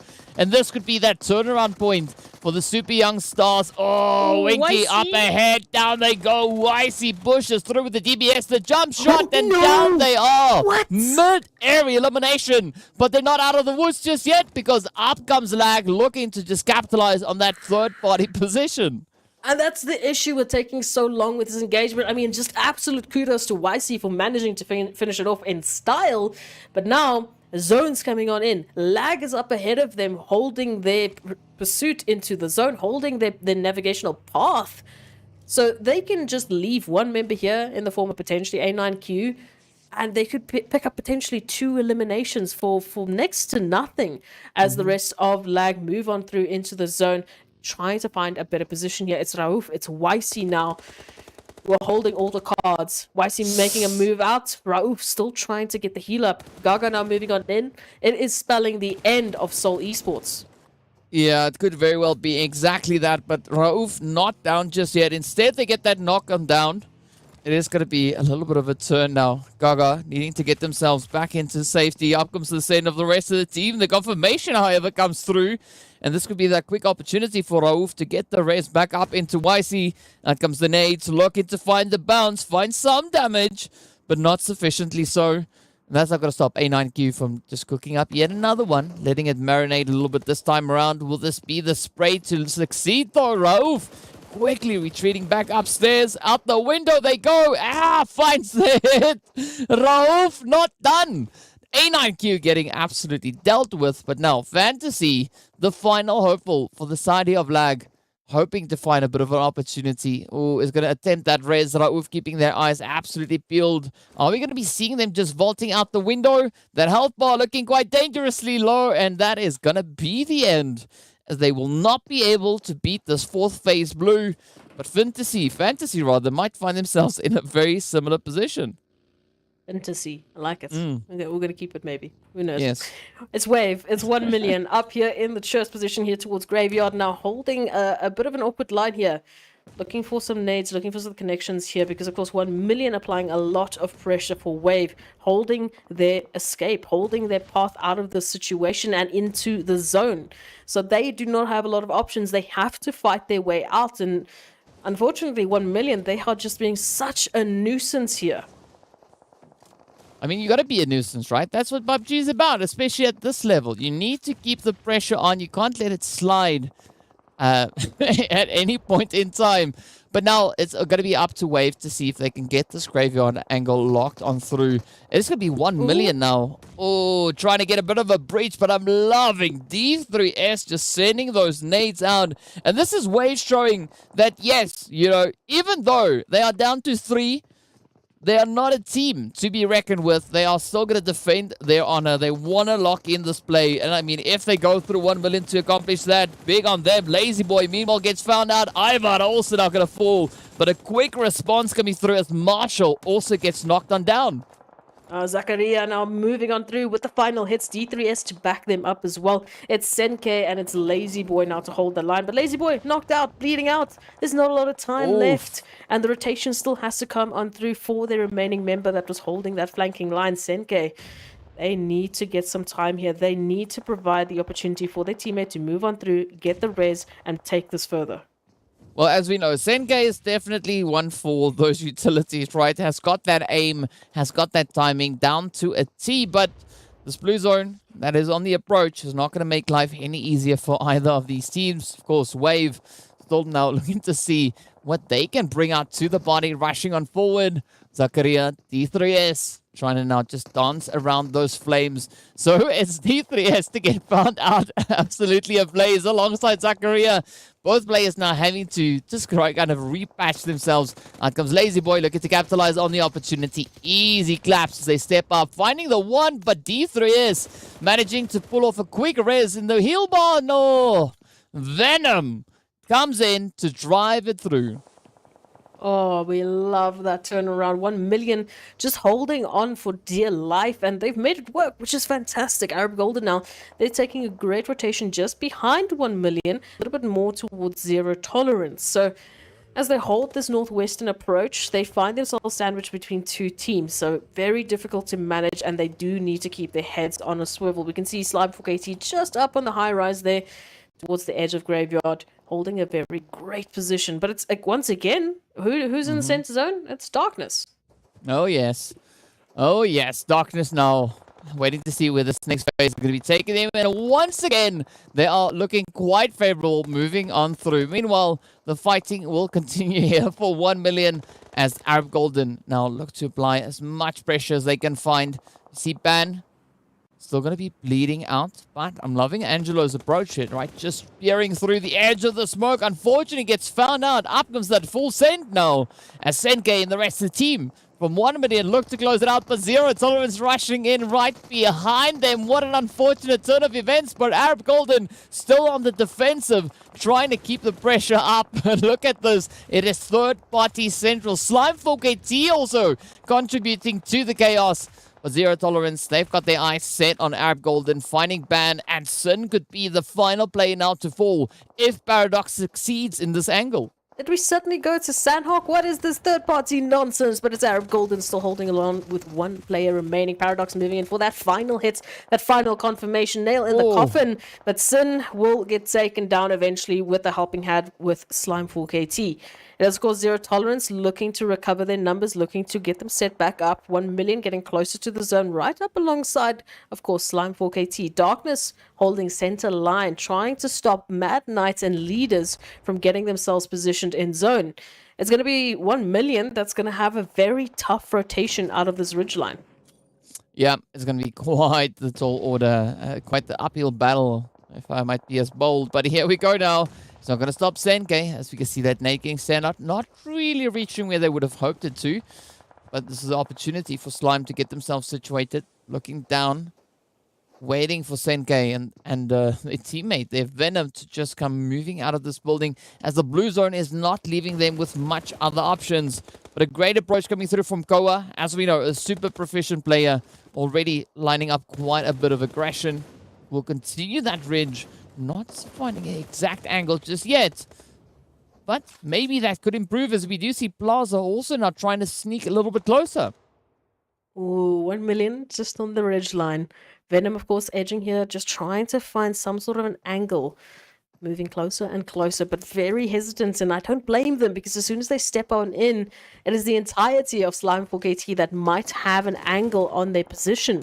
So trying to opt out for a little bit of a better approach. In the meanwhile, Slime for KT, they will be distracted. They have zero tolerance in their line of sight, and it's a good turnaround. Maybe 1 million can use this as an opportunity to move forward. I mean, 1 million just getting blessed every now and again, right? Every time, once they find themselves in a little bit of that pressure situation, something happens to just help alleviate the pressure. And again, right, now it is going to be up to Slime looking to commit to the position in which they find 1 million. But of course, both teams nowhere near the zone. So however they take this altercation, they also need to keep an eye on getting themselves situated much, much closer. And that will bring a whole entire different circumstance of challenges alongside with it. Absolutely, it would. 1 million now. Still looking for an opportunity to take out Slime for KT, as they have recovered their numbers. Zero tolerance now. They've moved on forward. They're looking at Mad Knights. So all the pressure back on 1 million. It is a 2-1-4 scenario, and Slime for KT, they're looking for that trigger. Oh, up comes Goa. Spots Venom. Venom spots Goa. How do we do? How's it going to go? Let's see now. Not out of the woods, right? Senke a little bit further down. A lot of back and forth. Everyone are just trying to make these positions work on out. It is going to be Pronto to get targeted, and down they go. Venom drives it in. Oh, Goa gets traded up to Pronto now. The final contender left for the side of Slime 4KT as those eliminations just start getting picked on in. A quick little bit of a dash up in the vehicle. Nowhere else really to move. So a great call being made right there. Meanwhile, Darkness and Mad Knight going at each other a little bit further ahead. But Senke now closing it up. Picking up the final few players there from Slime 4KT. Meanwhile, leaders Esports will get back up. Off they go. Down to 5 teams we are. But who will be the next team to fall? Is it going to be 1 million, or will it potentially be coming through there from Storm, from Slime 4KT?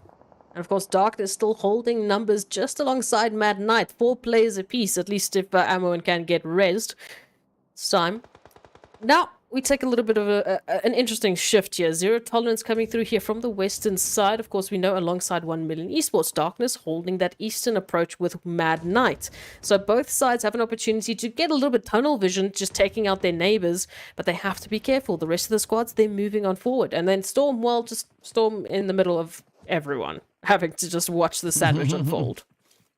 Yeah, that's not the most ideal sandwich to get caught in. But of course, Darkness, Mad Knight now going to be looking to continue the play on the very edge. As we can see, Darkness, the only team still rocking with 4 players. Mad Knight want to keep themselves in contention, right? We do have that knock coming through on Kingerman. But now, quick res attempt coming through here. As we can see, the Beast doing that exactly there. But Tyson now on the receiving end, as Tornado is going to try and find that opening. Oh, spots them out, and Tyson getting found. Oh, down they go. Tornado now just rushing on forward, fighting 2 of the players. Kingerman gets a quick little bit of a response there on towards Zizal. But now, will this be the final push? Oh, Iron moving up alongside Tornado. Will they lock this one in? The time is running out. Kingerman fighting trade off the train. Not out of the woods. Kingerman bring in such a phenomenal defensive position here. Just finding those hits, those sprays. Absolutely perfection. But now, Tornado will continue the assault. Moving on forward. Yet another knock coming through from Kingerman. Give this man a bells as they just keep on finding spray after spray. Tyson, of course, going to be relaying all the information through to the Kingerman. But let's see. Will this nade find its position up on towards Ghost? Out it goes. Will this be the one to lock it in? No, it wasn't. No, it wasn't. Where did that nade It was go? a misfire, maybe. Ooh, but that one finds something. Iron gets taken off, and let's see. Will we have that push? Could this be the play? Come on, Kingerman, you can do it. Yes, there we have it. Kingerman succeeds in finding the required damage. But of course, that's not all down to Kingerman. We did see a little bit of that assist come through as well. The slightest bit of mistiming there coming through from that bait and switch for Darkness, just not quite getting the angles they were looking for, at least to try and just utilize their better numbers. But hey, Kingerman, just massive clutch coming on through. Mad Knight's still in this, of course. Zero Tolerance now with the team with the most numbers, lying in middle of the zone here towards the southwestern side. They have that angle on towards Mad Knight. Kingerman not looking very healthy. Tyson is down. The final shots are going to come through, and Mad Knight gets sent back into the lobby. It's still Storm. It's still the 2 from 1 million and the 3 from Zero Tolerance. Oh, well, unfortunately, it's going to be the end of the road there for Mad Knight, but at least they finish off with a few decent points to their name. But now, as we look on, right, as you pointed out, rightly so, 1 million Slime and Zero Tolerance having to duke it out to see who will be the team to walk away with that winner chicken dinner. 1 million coming in with an absolutely exceptional effort once again. Already those 11 eliminations, double digits again, right? Back-to-back performances looking absolutely phenomenal here for them. But let's see. It is going to be Storm now trying to just get themselves secured. 1 million trying to wait for these opportunities. But Zero Tolerance having the numbers advantage. I want to see Skydo just absolutely go to town at this point. Oh, absolutely. That would be the best possible opportunity that we can see happen here. So Skydo now holding a beautiful line of sight, of course, as you can see, 1 million just around the red giant. They don't want to jump in just yet. They are outside of the zone, so they will be forced into this action one way or another. Of course, Storm, same situation for them. All of these teams have to move into the center of, well, nothing, unfortunately. They have to give up their cover to get into the zone. So it's going to be about that timing. Who's going to be the first team to step up? Who's going to be spotting out that angle, that line of sight needed first? Well, I mean, only time will reveal it, right? As you can see, it is a little bit of that stalemate happening right now, but the teams are running out of options as the Blue Zone will continue now to push them even closer together. Of course, the spray is coming through as we can see. 1 million now looking to make those plays happen. Storm getting spotted out. Oh, beautiful sprays as the elimination is secured. Sengate doing the deeds, right? Zero tolerance now. Down to 2. It is going to be a 2v2 fight. Senke and Venom up against, well, Skydo. That's the only player standing between them and that winner chicken dinner. Up comes the push. Will this be on the books for Skydo? Oh, no, the answer is indeed no, as 1 million locks in a back-to-back winner chicken dinner. I'm feeling a little bit like we've just jumped into phase 1. We've just jumped into Tuesday and Wednesday. This is a very reminiscent performance of 1 million in the early phases of PMPL Africa. And of course, PMPL Spring. Let's not forget their reign of terror. So massive work here from 1 million once again, picking up a 30-pointer. Obviously not as crazy as a 36-pointer, but hey, they've done pretty well. Wow. Yeah, points are points, right? Points are points. I mean, 1 million to seven eliminations shy of their performance we just saw coming through on Erangel. So what an absolutely insane play that was. And so far, it's really looking like this is the 1 million day, right? Glorious way to play it. But as we know, right, moving into our final match, they will have an opportunity to continue and replicate that once again because they are playing that last Miramar. So a very exciting play out that we have had. But we need to take a bit of a look and see what that point situation is, right? The match ranking, see how many points these teams were able to secure coming in off of our very first Miramar for the day. Is any predictions that you have before we get into that? Predictions regarding the points. Are you making me do math? Yes. No. I will forever refuse to touch any sort of points whatsoever. Thank you. Well, I mean, we tried. But of course, well, what we don't have to try is do our sponsor callouts, right? So a big shout out going out to Oppo.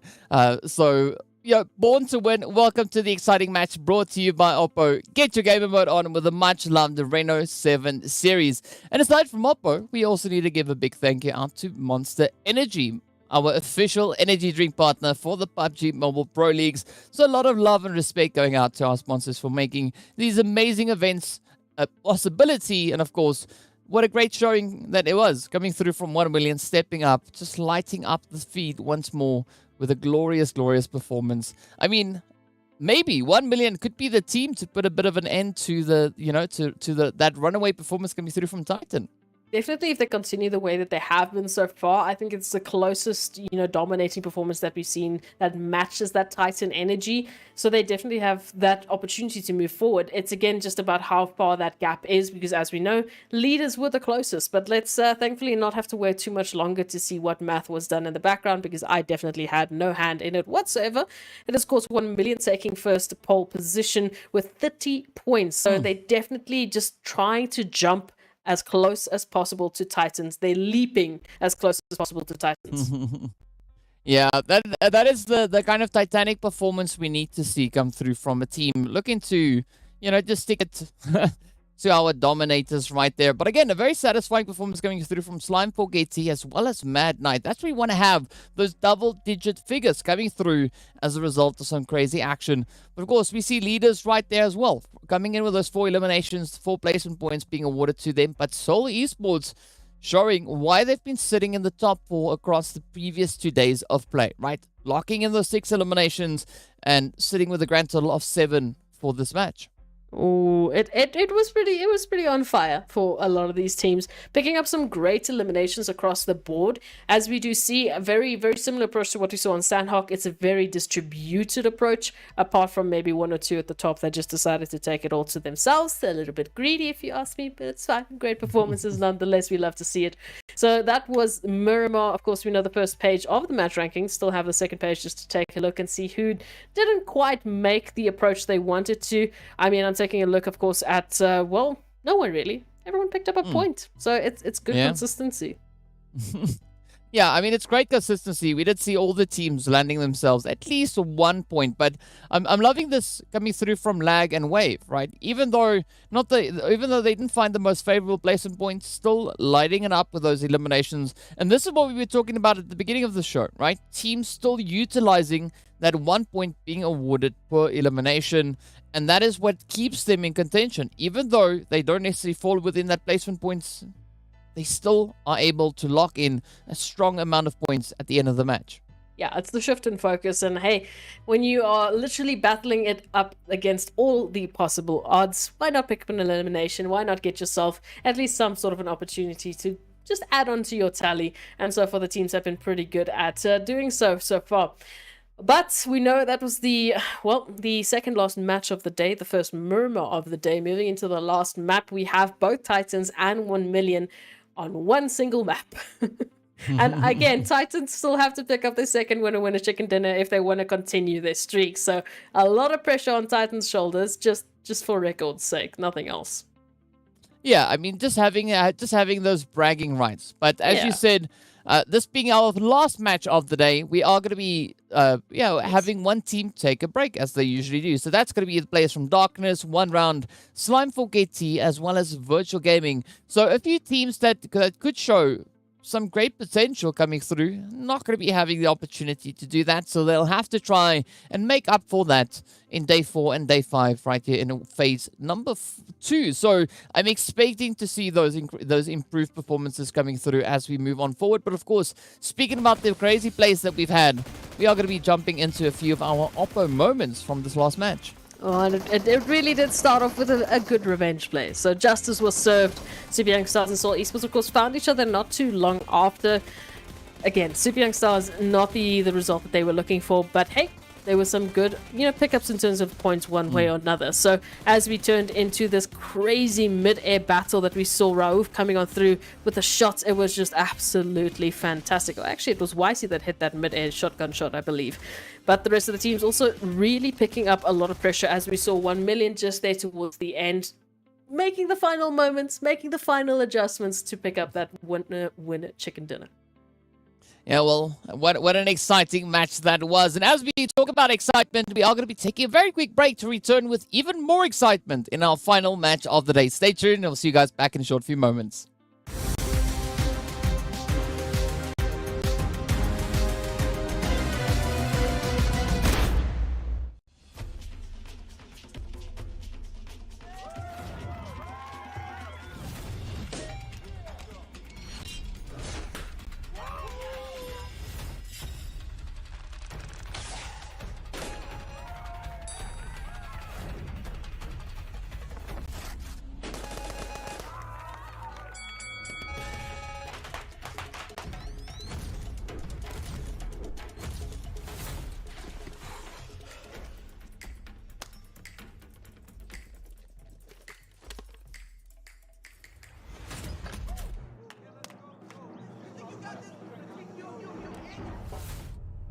Stalemate? No problem. Ultimate Arena decides the victor.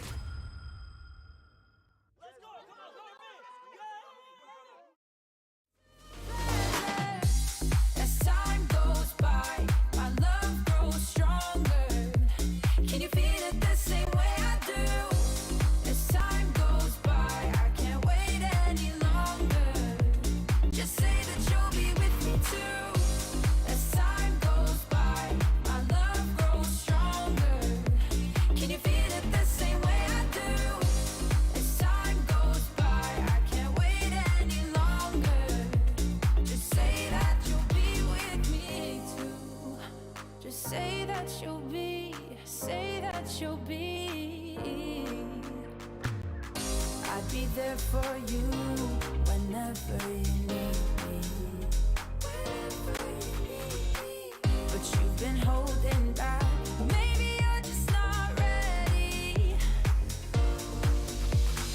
Baby, do you feel the same? Or do you feel the pressure? I promise I can take your pain and turn it into pleasure. As time goes by, my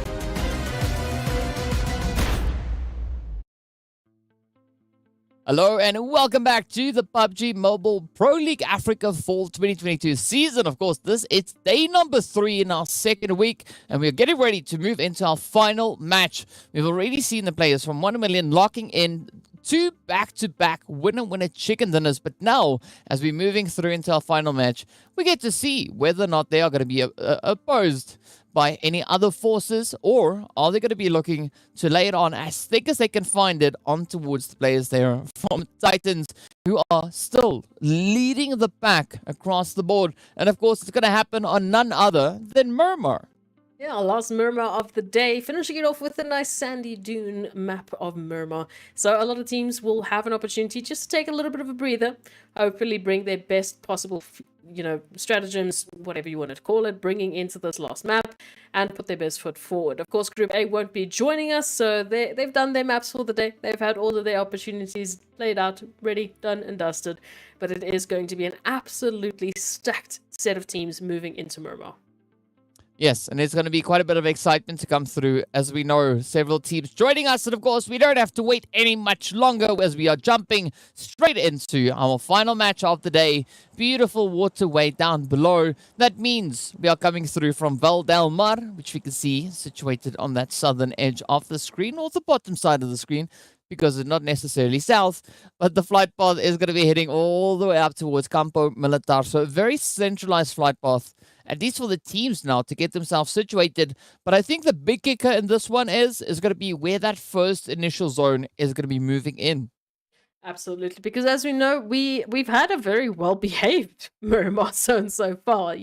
Centering up on Miramar, it really didn't challenge the teams all that much in terms of rotations. They could take their time. They could really invest a lot more time into those earlier altercations, which is why we saw maybe a few teams, lagging behind in terms of central rotations, because they were fighting it out. They were duking it out to get those eliminations. So curious to see how that might change this time around, and if we're going to be seeing any of those alternative drop sites coming on through. I don't think we're going to be seeing too much of that, at least not looking at the flight path, right? I think it's all going to come down to what that zone is. It's going to be bringing through as well. But already, as we can see, up in towards Chumacera, it's going to be VST, and the rest there from Lag. Oh, sorry, that is up in towards Ladrillera. It was a similar sound. Ladrillera / Monte Nuevo. We're going to be having a little bit of that early game positioning, but wow, look at that, right? Los Leones is going to be smack dab center zone. Blackjack, they're going to be loving this position, but who's not going to be loving it will be the players here from Legends of War and Mad Knight as they fight it out. Oh, the shots connecting up. Mad Knight having a really tough time right here in the arena, but what better place to duke it out? Absolutely. Legends of War looking like they're not taking no for an answer. They want the elimination, so thank you very much for jumping into the arena, but your days are numbered. Mad Knight now down to only 2. It's Tyson and Beast who are just trying to get out of the situation. Lag, of course, in VST, as we mentioned earlier. Yeah, they've also started their own little bit of arena of war. Well, I'm loving this, right? Teams not wasting any time. Instead, just rushing out. Looking to see what they can get done.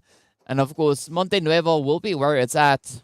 Fantasy, A9Q, the rest of Lag, managing to get themselves back into contention. But the same can be said here for VST, right? So round 1 already concluded. Now we're getting ready for a little bit of that round 2 action, as VST and Lag will step up to the plate once again. So get ready for the action. Ding, ding, ding, off they go. Who will be the team to reign supreme up into towards Monte Nuevo? Any predictions, AS, before they go? Honestly, I'm going to be putting my numbers right now on Lag. They're looking a little bit just more active, more set for those different angles, but who knows? The health bars are definitely on VST's side. Well, we are seeing a lot of air punching coming through, so the teams are trying to get themselves all limbered up and ready to roll. But Fivo, Zuxi, Adleno on the front line. It's a boot coming in with a little bit of a change-up, right? But Gaga also trying to bring in the same approach, but gets spotted. So there we go. It's a boot putting in that first hit. Zuxi trying to move up for the confirmation, about to get it secured. And that could only mean that the teams are yet to face off even more. There we go. Zuxi now respecting that punch rule, doing so successfully, and with that, of course, securing themselves that first elimination.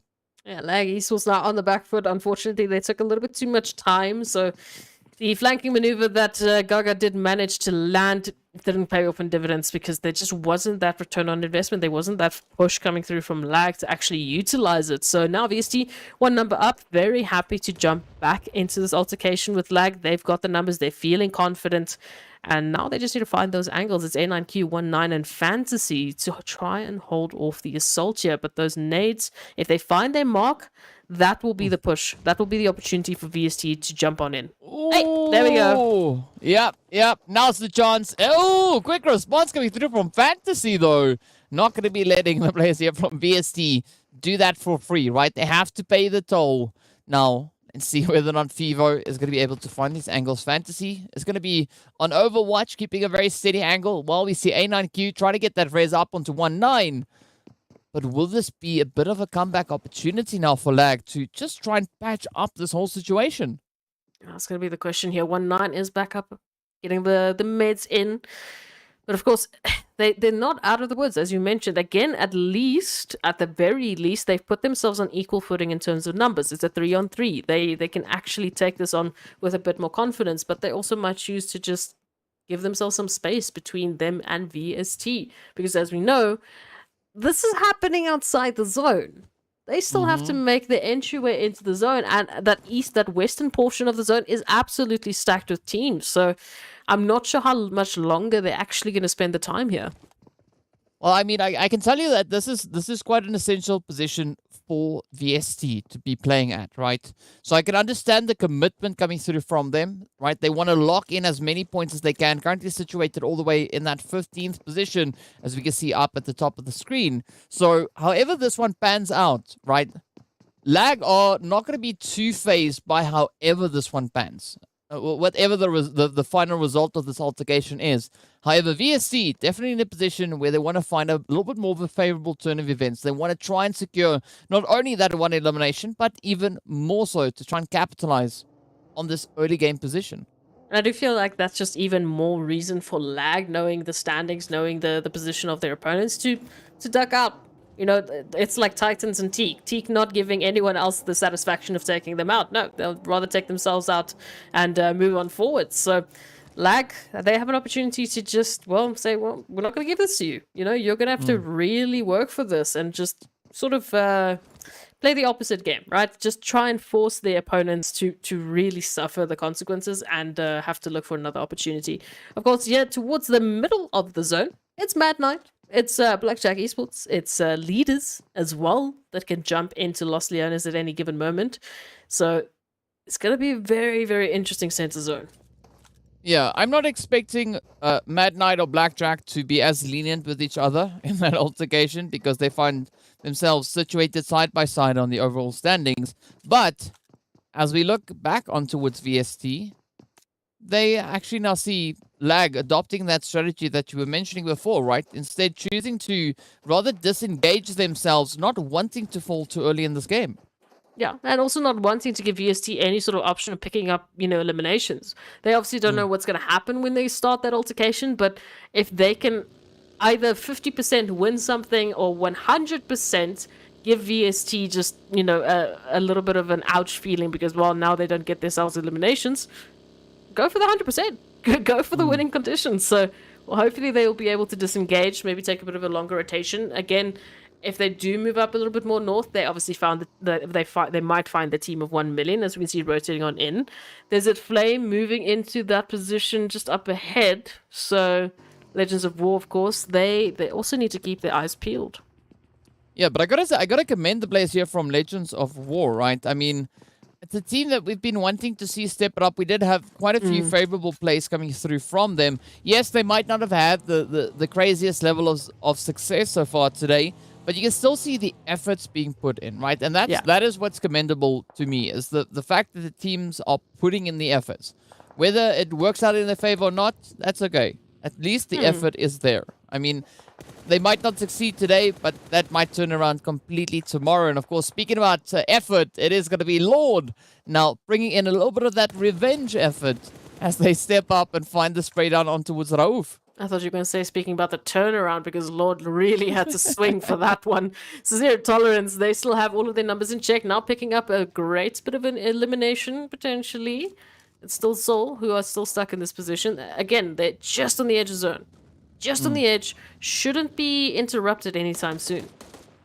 Yeah, I think it's a healthy position, but of course, still the fights will continue as both these teams now have come to the realization they need to kind of try and push this fight to its conclusion. As we can see, Hemo and Vortex getting into a little bit of a trade-off there. It is going to be Vortex now to meet the unfortunate fate, but up comes Skydo and Lord and Paradox. Oh, and Hemo now having their stables turn on them as the nade follows on through. The knock has been secured, and now all the hopes and dreams for Soul turn solely on towards Twix. Doesn't feel great, but it is what it is. Zero Tolerance, they just stepped up massively, and we've been waiting for them to step up as well. So I'm kind of leaning towards Zero Tolerance, if I'll be honest. It's a great opportunity for them. Let's see how far they take it. Mad Knights with 2 here alongside Legends of War, as we know. Very close to center zone. It has shifted a little bit more to that southeastern portion of the map, so they're not quite center, but they're extremely close. A little bit of a dash might find them repositioning themselves right alongside leaders, maybe Blackjack. Depends on how they take it. Yeah, I'm especially going to be looking on towards Blackjack, seeing that they find themselves in such a favorable kind of setup, right? That beautiful elevation that they've got secured there. But now they are going to be put to the test as we look to the teams rotating into the zone, coming in from that northwestern side. It is triple and 1 million, but a little bit of a bumpy road, right? Again, the teams just showcasing how challenging it is to traverse this terrain. But Blackjack, they're going to be just, on the welcoming side. They're sending out a few nades as part of their receiving package, or, the process of having teams feel very warm once they come into the zone. Absolutely. Myth, of course, not feeling so great themselves, a little bit too hot. There's a vehicle right behind them. Moment's not very happy about it. Farok now trying to make a dash into safety. I mean, looking at this for Myth, they've got 2 players down. I don't see them going for this res, like maybe just opting to get themselves out of the situation. Ronald, they will be picking up the opportunities here. But Broly might have something else to say here. Very close. Might jump into some sort of contention as they make that dash to Farok. Broly will definitely need to step in if they have any opportunity of keeping their teammate alive. Yeah, I agree with you on that one, but it's going to ride solely on Reverb, at least on the front line, finding the spray on towards Farok. But it doesn't seem like Broly is going to be looking to risk that position, right? They're going to be instead looking for a little bit more of that longevity. Ramsey, in the meanwhile, is also not too far away from getting confirmed up as well. So a little bit of an unfortunate turn of events coming through from Myth. We know that they were able to steal the show somewhat in the beginning of the day over on towards that Sanhok action. But now, moving into Miramar, it's an entirely different spread, right? Entirely different story. But Blackjack looking pretty good. 3 eliminations, full squad still, and they've got themselves situated towards that eastern side. So that does provide them with a little bit more breathing room. They don't have to feel as pressurized as the rest of the teams moving in from that western side. Zone shift's going to be coming on through, and hello, Northwest opportunities lying in wait here for Legends of War. I mean, I'm taking a look at Triple Esports, I'm taking a look at Lag, VST, take your pick, everyone is nearly here. It's just Super Young Stars and Soul, and of course Broly, who still have to make that mad dash to the center. Beast now, a lot of pressure as the entire squad of 1 million is within his building. Yeah, that's not what you want to have, but the Beast still in a position where he could actually kind of just prioritize this positioning coming through from 1 million. Because unfortunately for 1 million, if they want to take out the Beast, at least from this point, they're going to have to get on those staircases. And the Beast, as we can see, pretty much dialed in. Just going to be waiting to see how they want to take this fight. Oh, there we go. 1 down, unfortunately. Lazy Boy is going to close it up and end it right there for them. A little bit of a unfortunate misfocus coming through there. Just looking to Yeah, literally just looking at the wrong place at the wrong time. It happened. It's okay. Leaders now, on the other hand, on the receiving end, I'd rather say, from Titans, moving on through with some fantastic aggression, finding Morteza. And as we know, Morteza has been a very, very scary opponent. So Teak will be breathing a sigh of relief that that's no longer going to be a threat. But they need to be opting for maybe more of an assertive position here, as they might want to take out the rest of leaders as well. Yeah, I mean, that is a strategy that we've seen Titans pull and succeed, right? So Titan, not a team to shy away from really, really pushing the envelope here as to what they can accomplish. I mean, they are sitting at the top of the leaderboard and leading by an absolute insane amount of points. But of course, Blackjack now looking to just condense themselves back in towards Los Leones. We know that's kind of their home turf. So we can see Phoenix and the rest of the crew now looking to get themselves situated, fueling up those vehicles in preparation of a bit of an engagement. But Desert Flame moving up. We've got Myth also in the mix. The lone survivor of Broly. But I'm liking this position because Los Leones is going to be allowing that continuation for the team. Seeing that it is a city, it's so many difficult angles to try and cover. And again, that zone blessing coming on through. If we do have a team that is set up within a compound, set up within a building, and they get themselves zone blessed, they're going to be very tough to take out. Absolutely. It's so difficult. But looking at this, Lord still yet to join the fray out in the blue zone. The last remaining member here for Zero Tolerance, pulling up potentially just behind Super Young Stars Wave, also moving in a little bit closer potentially from that northern position of Los Leones. And obviously now it's, well, hide and seek, trying to find the teams where they're hiding out within these compounds. Yeah, and this is where things get a little bit more risky, right? I think the teams on those more outlying positions actually find themselves to be a little bit more blessed with regards to the positioning. But Lag, Titan, down on that southern edge, they are definitely going to start duking it out, looking to see who can lock in that position. But again, this is where the situation could take quite a bit of a turn, right? Legends of War positioned right on the very edge, but up comes Titan now, finding that first hit on towards A9Q. Next up is going to be 1-9 and Fantasy. The final two contenders left for the Lag team, and down goes 1-9 and Fantasy now having to fend for themselves. Instead, going to be opting into a quick little bit of an escape, moving into that buggy and looking to find another position to call home, at least for the interim. I like that. As we said, the focus on longevity, you know, keeping the team still in this, keeping them at least gaining some potential bonus points, placement points rather. As we're moving in with 14 teams left, we're still unfortunately in that 0-point placement territory. So no one really wants to go out at this point in time to take 0 to the names. Golden and VST, on the other hand, fighting here towards the outskirts of the northwestern portion of the zone. They need to get this one done and dusted because they need to move into zone. Yeah, they definitely need to do so. Fortunately, they'll still have a little bit of time to go before the blue zone actually catches up with them. But they're, of course, on the fast end of that blue zone, so they're not going to be afforded too much time. Meanwhile, Angelo not looking for a quick little bit of a disengage as the shots now continue to rain down on towards VST. Out comes Arab Golden, trying to get themselves at least secured within the zone. They do find the position, but 1 million perched up high is going to be quite the vantage point to try and capitalize on. Arab Golden now facing quite a challenge, right? They are secured within this compound, but if they move into any other compound, 1 million will just rain down terror on them. But of course, look at this, right? MG now defending the position right here alongside Wave Esports.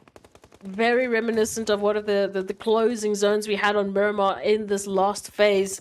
Now, of course, it is Wave Esports trying to hold the line and so many angles to try and defend. Unfortunately, it's going to be a tall order. We've got Desert Flame involved. We've got Blackjack Esports, Leaders Esports, Wave Esports take a pick. Once again, it is absolutely stacked here towards the northeastern portion of the zone. And I'm not really favoring the position that Blackjack Esports find themselves in, very split apart. So unfortunately, taking one engagement might not lead to any sort of recovery. Yeah, it's going to be a little bit of a play at the attrition right here to see who's going to be able to succeed and secure the zone for themselves. I'm liking this plays coming through here from Chronal, right?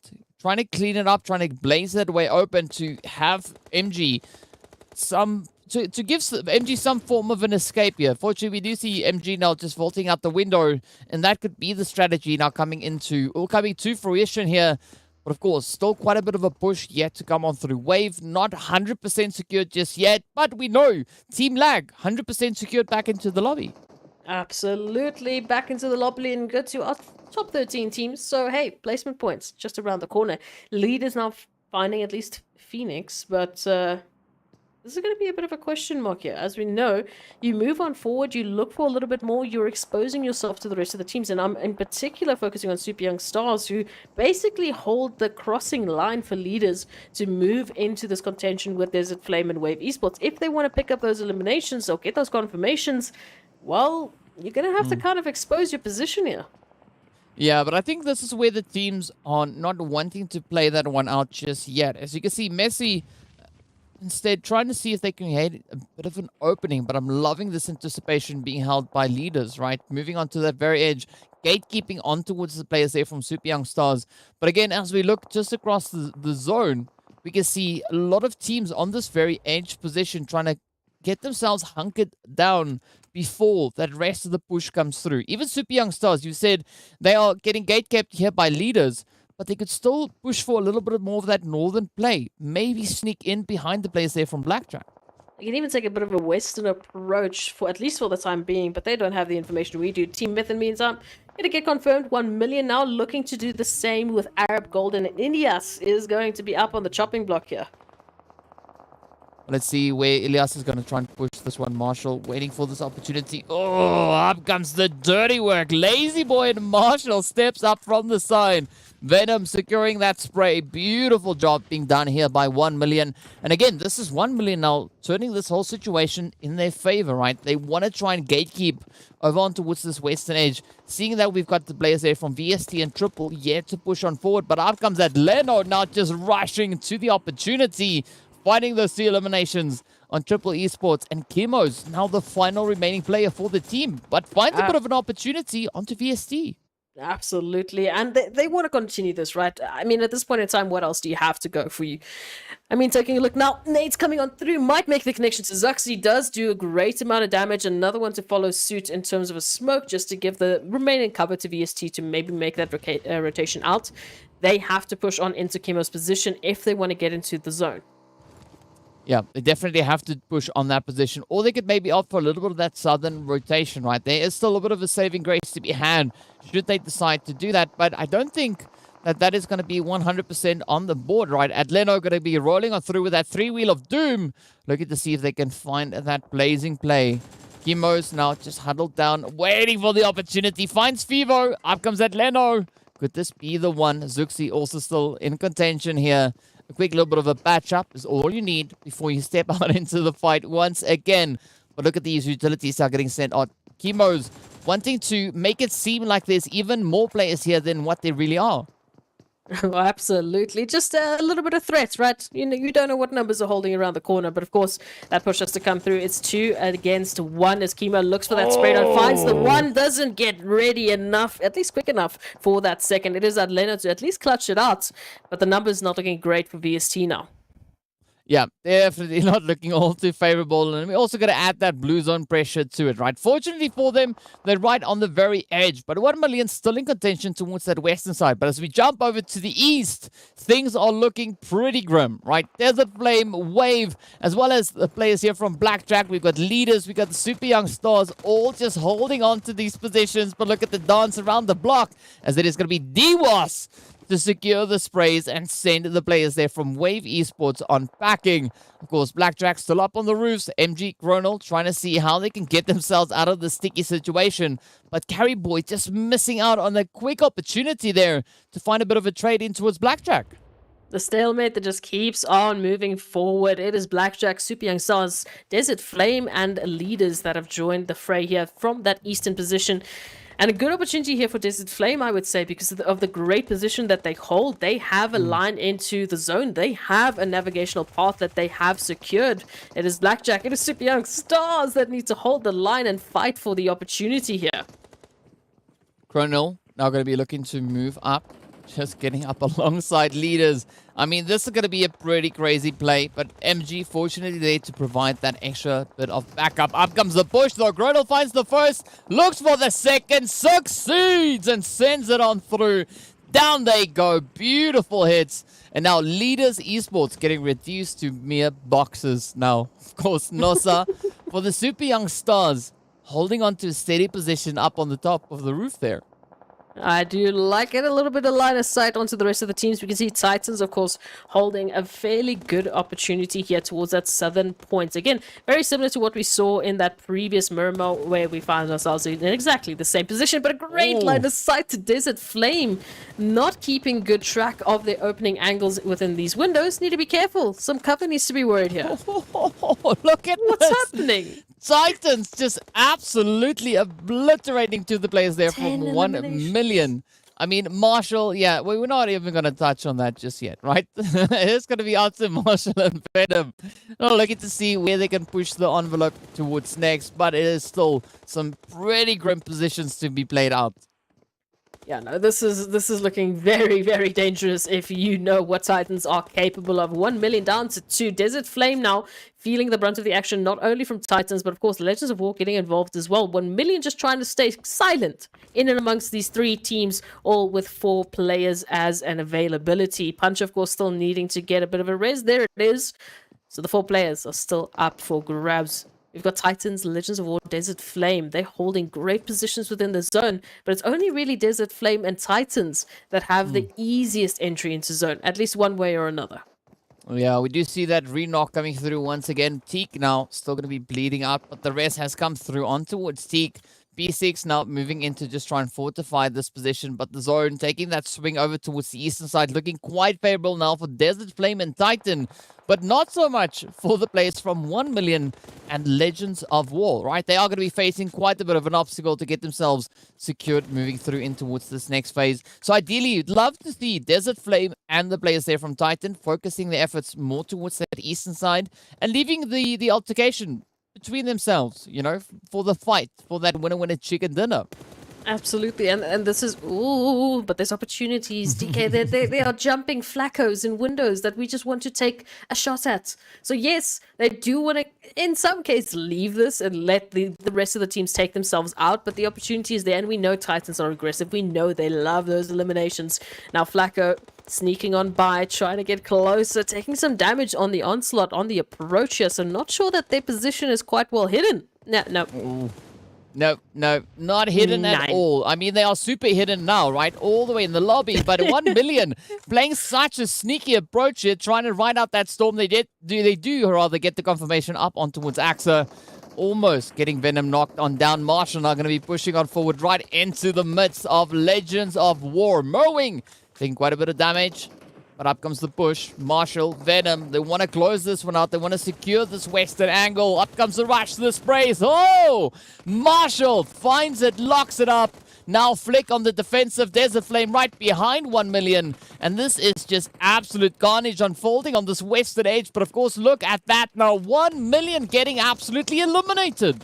Okay, well then we got the answer. It is 1 million and Titans, but moving on through. It's Legends of War holding the line. Desert Flame running into an onslaught here that they weren't ready for. Oh, wow. It is ending up with Titans and Desert Flame to face off for that winner chicken dinner, but the Molly's coming into play, and there we have it. Titan locking in yet another winner chicken dinner, finishing on 14 eliminations. But Desert Flame stepping up so phenomenally, just keeping the contention all the way to the finish. I can't lie, I was a little bit biased there towards Titans because I did want them to continue their streak. So far, they've picked up 2 winner chicken dinners, 3 days in a row, back to back. I love it.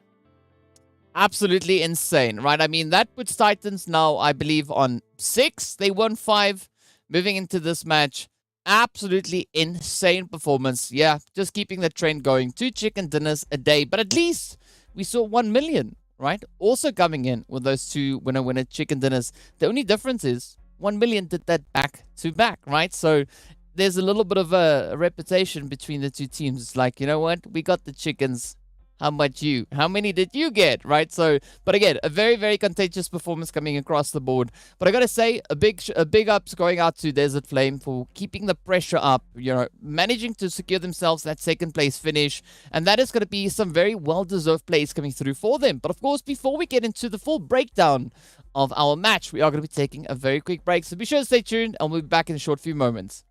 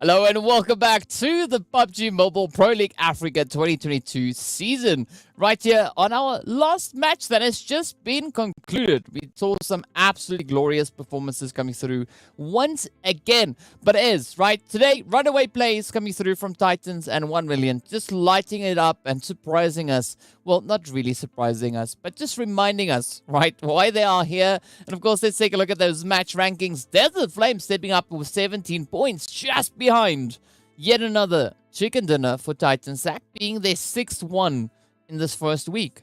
I don't want to seem biased, but I'm more excited by Desert Flame picking up that 2nd place than I am with Titans picking up another nearly 30 points a game. At this point, it's just becoming the norm. Who knows? Maybe they'll shake it out of me at some point or another. But of course, followed by Desert Flame, we've got Legends of War and 1 million. And of course, Blackjack Esports all tied with 15 points. One way or another, they got those points. Blackjack, massive eliminations. The only team that is second to Titan Gaming. So fantastic work from them in those final moments. And they really were in a cluster of just calamity there within that Miramar. Coming through from that northeastern side, there were a lot of teams that they had to deal with. Yeah, it was pretty chaotic, right? If I'm being honest, but I mean that's what we love to see: teams being thrown into an absolute mess of teams just situated up in the vicinity. But again, those really impressive eliminations being brought in from Blackjack, that's the kind of play that we want to see more of coming through from them, right? Rocking it out there with 11. We know Blackjack, a team that can perform exceptionally well on the map of Miramar itself, and it's great to see that return coming through from them. I'm hoping to see even more of that. I honestly want that to be just the start of even more from Blackjack. But let's see where this goes. But a very, very great play coming through, at least for our team sitting on this very first page. But as we know, true fashion, we need to take a look and see what that second page is looking like and how many the points the teams were able to secure. Of course, leaders picking up those 3 points alongside Wave and Triple Esports sitting on 2 points apiece. Yeah, so some spread of eliminations on the side of the match rankings, but it isn't as consistent as what we've seen today. There were, unfortunately, a few teams to take some donuts, to take some bubbles, whatever you want to call it. Unfortunately, just nothing to really add to their tally for today. And, well, that's their last opportunity for today, at least. So no more options after this one. But at least we're seeing some form of, the teams picking up some good eliminations, picking up some good points. It's weird to see leaders in 9th place. I will be honest, because we've been building up how phenomenal they've been with those eliminations. And there's a reason that they find themselves so close in the overall standings up to the top 4, top 3, etc. Because they've been flipping amazing. They've been bringing in some crazy eliminations. But today, we're just not seeing that. Yeah, I mean, it's been a pretty tough day for leaders. 3 points a match. It's not the most ideal amount of points, but, at least it's points. It's better than nothing. So I don't think it's going to be too devastating for the overall performance for leaders, but still a great play coming through. We see that strong consistency from them in the previous phase, now replicating a very similar kind of play, and in fact actually improving on the efforts that we saw coming through from that first phase already just in the first 3 days. So things are looking on the up and up, and then we've also seen 1 million definitely looking on the up and up. But to show you how much of an up and up the up and up has been, wow, that was a lot of up, right? We are going to be hopping into our overall rankings with the players from Titans, no surprise, sitting there 93 points ahead of the competition, or 97, sorry, my math failing me there for a quick second. But of course, yeah, I know, just 4 points out. But 1 million making quite a drastic jump. We know they started off the day all the way in 5th position. Now, they've been able to close that gap and just absolutely rampage their way on forward. In fact, 1 million, they've secured 100 points today. Oh, good morning. Hello. Just managing, to just one up potentially Titans, or at least match the energy that Titans brought in on that first day of this phase. So huge plays from 1 million. As you mentioned, that 36 points a game, those 21 eliminations, they are making it work. Now, Leaders Esports, of course, followed in 3rd place. As you mentioned, not the most insane performance coming through from them today, but it's at this point in time, they're sitting quite comfortably that if they just continue to pick up some, morsel of points, we should see them in the top 12. We should see them in Livik. One round, of course, also making a nice little bit of a splash up in 4th place with Seoul Esports in 5th. And again, these are our teams that are finding themselves up in those triple digits. It's not too far off for Slime and Desert Flame even. Hello. Hi. Welcome to this first part of the page to actually get closer to those top 5 positions. Yeah, I mean, at least for now, still the top 5 is unchanged, right? It's still the same 5 teams. They're just shuffling around with their current positioning. Of course, 1 million doing the biggest jump here today, locking in. I just can't get over it, right? Titans locked in 100 points on day 1. Now we come over to 1 million on day 3, the first day of our weekend play. And they come through with also a 100-point effort. So I'm quite excited what this could mean, right? This could definitely be that little bit of a disruption we need to see coming in alongside Titans. But of course, moving on to our second page, we can see the continuation of points. Still very, very close, right? There's a little bit more of a disparity, this discrepancy coming through between that 9th and 16th place. But it's only down to 15 points. It was 8 not too long ago. So there's still quite a bit of opportunity here for teams to make those more drastic jumps. Yeah, I don't feel that there's been a cliff built between our top 12 teams and the rest of the lobby. I mean, literally nothing. It's 1 point difference between 12th and 13th place. So still massive opportunity for teams to get themselves in a winning contention for going onto our extra map of Livik at the end of this phase. And I would hope that they still push. I mean, they still have 2 days worth of games, 4 games each for each single group on each day to really pick up the points to get themselves into the top 12 and to get them in the best possible condition for those bonus point allocations. So Yeah, there's nothing much other than what I can say to the teams, that I just really want them to keep pushing that final line, keep pushing those boundaries, keep trying to pack the envelope as full as they possibly can moving into these next 2 days, whether that is, pushing for the engagements, pushing for the eliminations. There is an opportunity for you to close that gap. I mean, you want to know how scary this is, right? Let's take a look at this last page. Look at the points, right? We're going to be seeing those points sitting on 55, 53, all the way to 46, right? But the gap between 6th place and 20th place is only 41 points difference. It's nothing. It's nothing. If we can have Titans and 1 million picking up 100 in a single day, it's nothing. It is a fraction of the points that these teams can pick up to get themselves up in potentially even 6th place. I mean, come on, that is huge. That is so much better than what we saw in phase 1. In phase 1, we had a multitude of, discrepancies, cliffs, gaps, whatever you want to call it, building up on the overall leaderboard already after the first 2 days of play. So this is Yeah, I'm still thinking that tomorrow is going to be that day, right? Same as what we had in the previous phase. This day 4, that's going to be the essential kicker to see just what efforts the teams are going to be looking to bring on forward as they move up. As we know also, moving into tomorrow's games, we are returning with a little bit more of that Erangel heavy play, right? I think we're going to be having 3 Erangel days tomorrow, or 3 Erangel maps being played out tomorrow. So there's going to be more than ample opportunity for the teams to try and close up those gaps. And as we saw, as I said, from 6th to 20th place, only separated by 51 points. Any of these teams can make that jump and secure themselves into that top 12 to move over into Woodslivik, but that also means that we are still having a super contentious lobby across the board. Absolutely. And it's like I said, it's amazing to see, because that means within one singular week of play, these teams have massively shifted the way and the dynamic that they bring to every single map, every single engagement, every single altercation. They've immediately improved on things that some teams didn't have the opportunity to do so. That's why they have the stage, and that's why they're here in the first place, is that adaptability that they can bring in so quickly that makes them such crazy competitors to go up against. Well, I mean, this week is just getting more and more exciting as we move on through. We've got some contenders for the pole position. We've got a super contentious lobby for the remainder of the teams. But I mean, I think all is going to be revealed as we move into day 4 and day 5, because that's where the teams are really going to start honing those efforts. Right? We know last week that is where we saw the greatest increase in performance for the entire lobby, right? The team stepping up, that it was especially situated more in those lower positions, really lighting a new kind of fire under themselves and stepping out and just surprising us with some absolutely blow-away performances. So I'm really looking forward to seeing who will be those teams tomorrow as they step out looking to meet that challenge and maybe even possibly surprise themselves with the level that they can, meet in tomorrow's games. I'm definitely going to keep an eye out on Titans. Are they going to continue that streak 4 days in a row? Is it possible, DK?